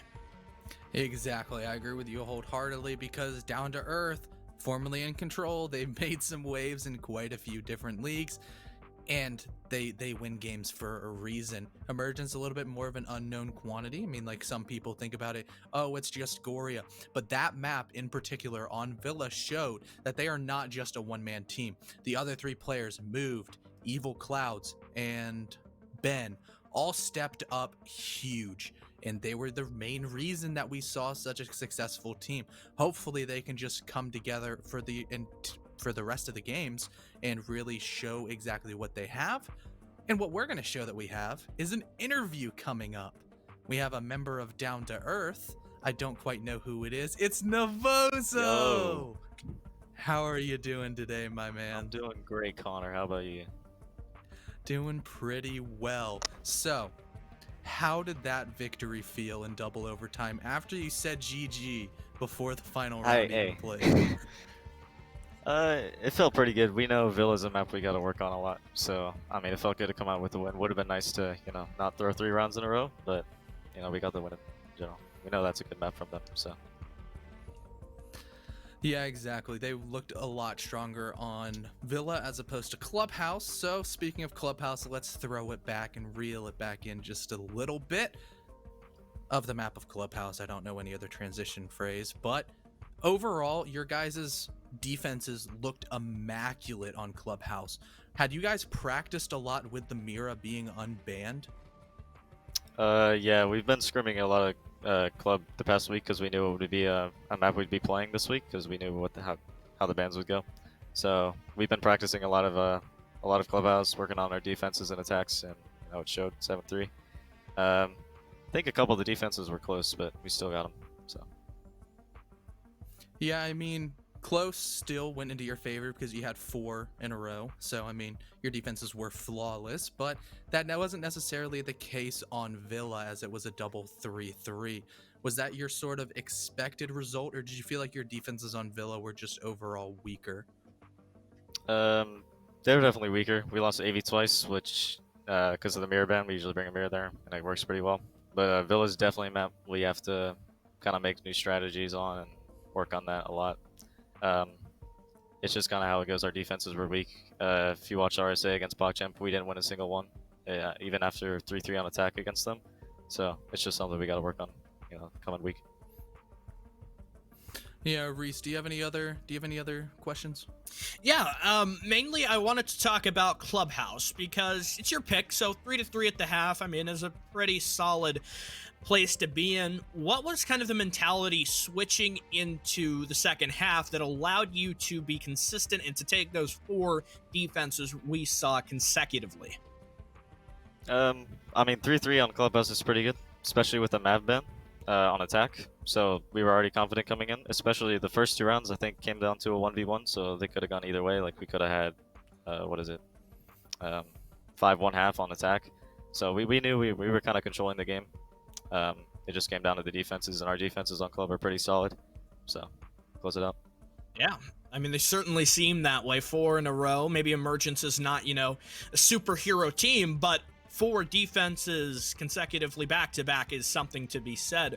Moving into Villa, we obviously kind of touched on what transpired, and, the defenses weren't exactly the best. Going into overtime, how was kind of the chemistry and the coordination developing? Were you guys, trying to kind of huddle up and say, we're gonna come into this with a solid game plan to take control of OT? And, what changed in order to start winning some of those rounds? Yeah, well, obviously what we had on attack at the start was working really well. We won 3 straight, and then they changed some stuff up, started getting some flanks on. We were kind of lost those 3 rounds. After the attack, they just said, yo, you gotta just sit on the flank the entire round. Even if it's like 30 seconds left, you gotta sit on there. That guy's gonna come. We changed that, and then obviously we got that crucial defensive win, put us in the lead, and then we kind of adapted to their dining defense. Like, I don't know if the cam got me, but that Mozzie, I was waiting for her to come down for, I think, 2.5 minutes. It finally came. I got my frag. We got the win. So we just kind of had to change completely how we played because they had us for a bit. For sure. One final question. I wanted to ask you about the Ying. Because if you look at Villa, I mean, Ying is not exactly one of those picturesque operators that you're going to guarantee seeing play in every single round. Is that something that you guys really heavily are invested with, bringing the Ying to soften up the defense? Or, what is really the idea behind that? Well, it's no longer the utility meta, so Bone gets to get off Zofia occasionally, and Ying's just you chuck some stuns in, and Bone gets his frags. So especially with the ADS, you just throw one flash, and then he can just chuck them all he wants and runs in. It's definitely something we've been using on Villa, and it works pretty well for a bit. For sure. Well, I guess I'll give you an opportunity kind of to shout anyone out, the org, your teammates, any coaching staff, fans, everyone. The floor is yours. Yep. Shout out Bone for top fragging every game. Shout out Michael, Exile, and Dash did good VOD review on Villa. We appreciate that, and of course D2EARTH New York supporting us coming through, especially for T3. It's nice. Yeah. All right. Well, appreciate you guys. Played well tonight. Great interview. I hope to see you guys do well in some of your future games, especially looking forwards towards the playoff. But congratulations once again. Go ahead and go celebrate with all your teams after such a hard-fought victory. All right. Thank you guys. Have a good night. You as well. And just like that, it's not the last we're going to see of Down to Earth. Next week is probably the best game of SCS the entire season. Oh, yeah. Wichita Wolves versus Down to Earth. Definitely an amazing game. But even more than the amazing game is the amazing stat sheet that Ferme whipped up. And if you look right there, I think that's the first time Goria has had under a 1.0 rating. Yeah, that's But, really surprising. I mean, it is bad, but it is also good. Because everyone kind of acknowledges that Emergence is Goria's team, and he is that one standout player. What this shows is development, coordination, and people getting their picks while being under stress. Playing against D2E is a very daunting prospect because they are just such a phenomenally good team. So to see Moved, Clouds, Ben, all above that 1.10 mark is phenomenal. And if we can see this going forward consistently again, maybe they're not the highest seeded team so far. If they manage to secure their position in playoffs and can work together to iron out some issues and to, with Moved, Clouds, and Ben performing well, elevate Goria back to that same level, I think there is a good chance that Goria and the rest of his team could succeed in a potential playoffs run. Yeah, they'd be a dark horse candidate for sure. But on the flip side of that, you always have to think that Down to Earth might be a lot of people's favorite to win it all. I mean, look at Bone. A 1.45 overall for the entirety of the series. He had a 76% cost and 1.1 kills per round. He was averaging more than 1 kill every time he spawned in the map. What an absolutely wonderful performance coming out of him, and that's why he has his own Twitch command here at SCS. Exclamation point Bone in chat for that wonderful copy pasta celebrating the wonderful star of Down to Earth esports. But I think that's about all we have done for today. Unfortunately, there's no more games because I don't think any of our casters would want to start casting a best of 2 at 11:03 p.m. And yes, Ferme's whipping up the exclamation point Bone once again. So, Reese, you have anything you wanna send us off with? Yeah, I mean, just some closing thoughts. Emergence played well today, about as well as you could ask. Taking Infinite Overtime versus Down to Earth is something that I don't think anyone really expected, and the fan vote was maybe a little bit closer than a lot of the staff predicted. Emergence shook Down to Earth to the core in some of those second half rounds, something that it's got to be, you know, a real trophy, a sign of improvement. Emergence are really on the fast track to success if they can keep this up, if they can play well like this again. Like I said, with Goria at his best, that shows a great future for Emergence. I've been Sticula, joined by Connor, CDAP, Stapolonio. Thank you for everyone who tuned in for this wonderful first day back here at the Storm Competitive Series. Good night.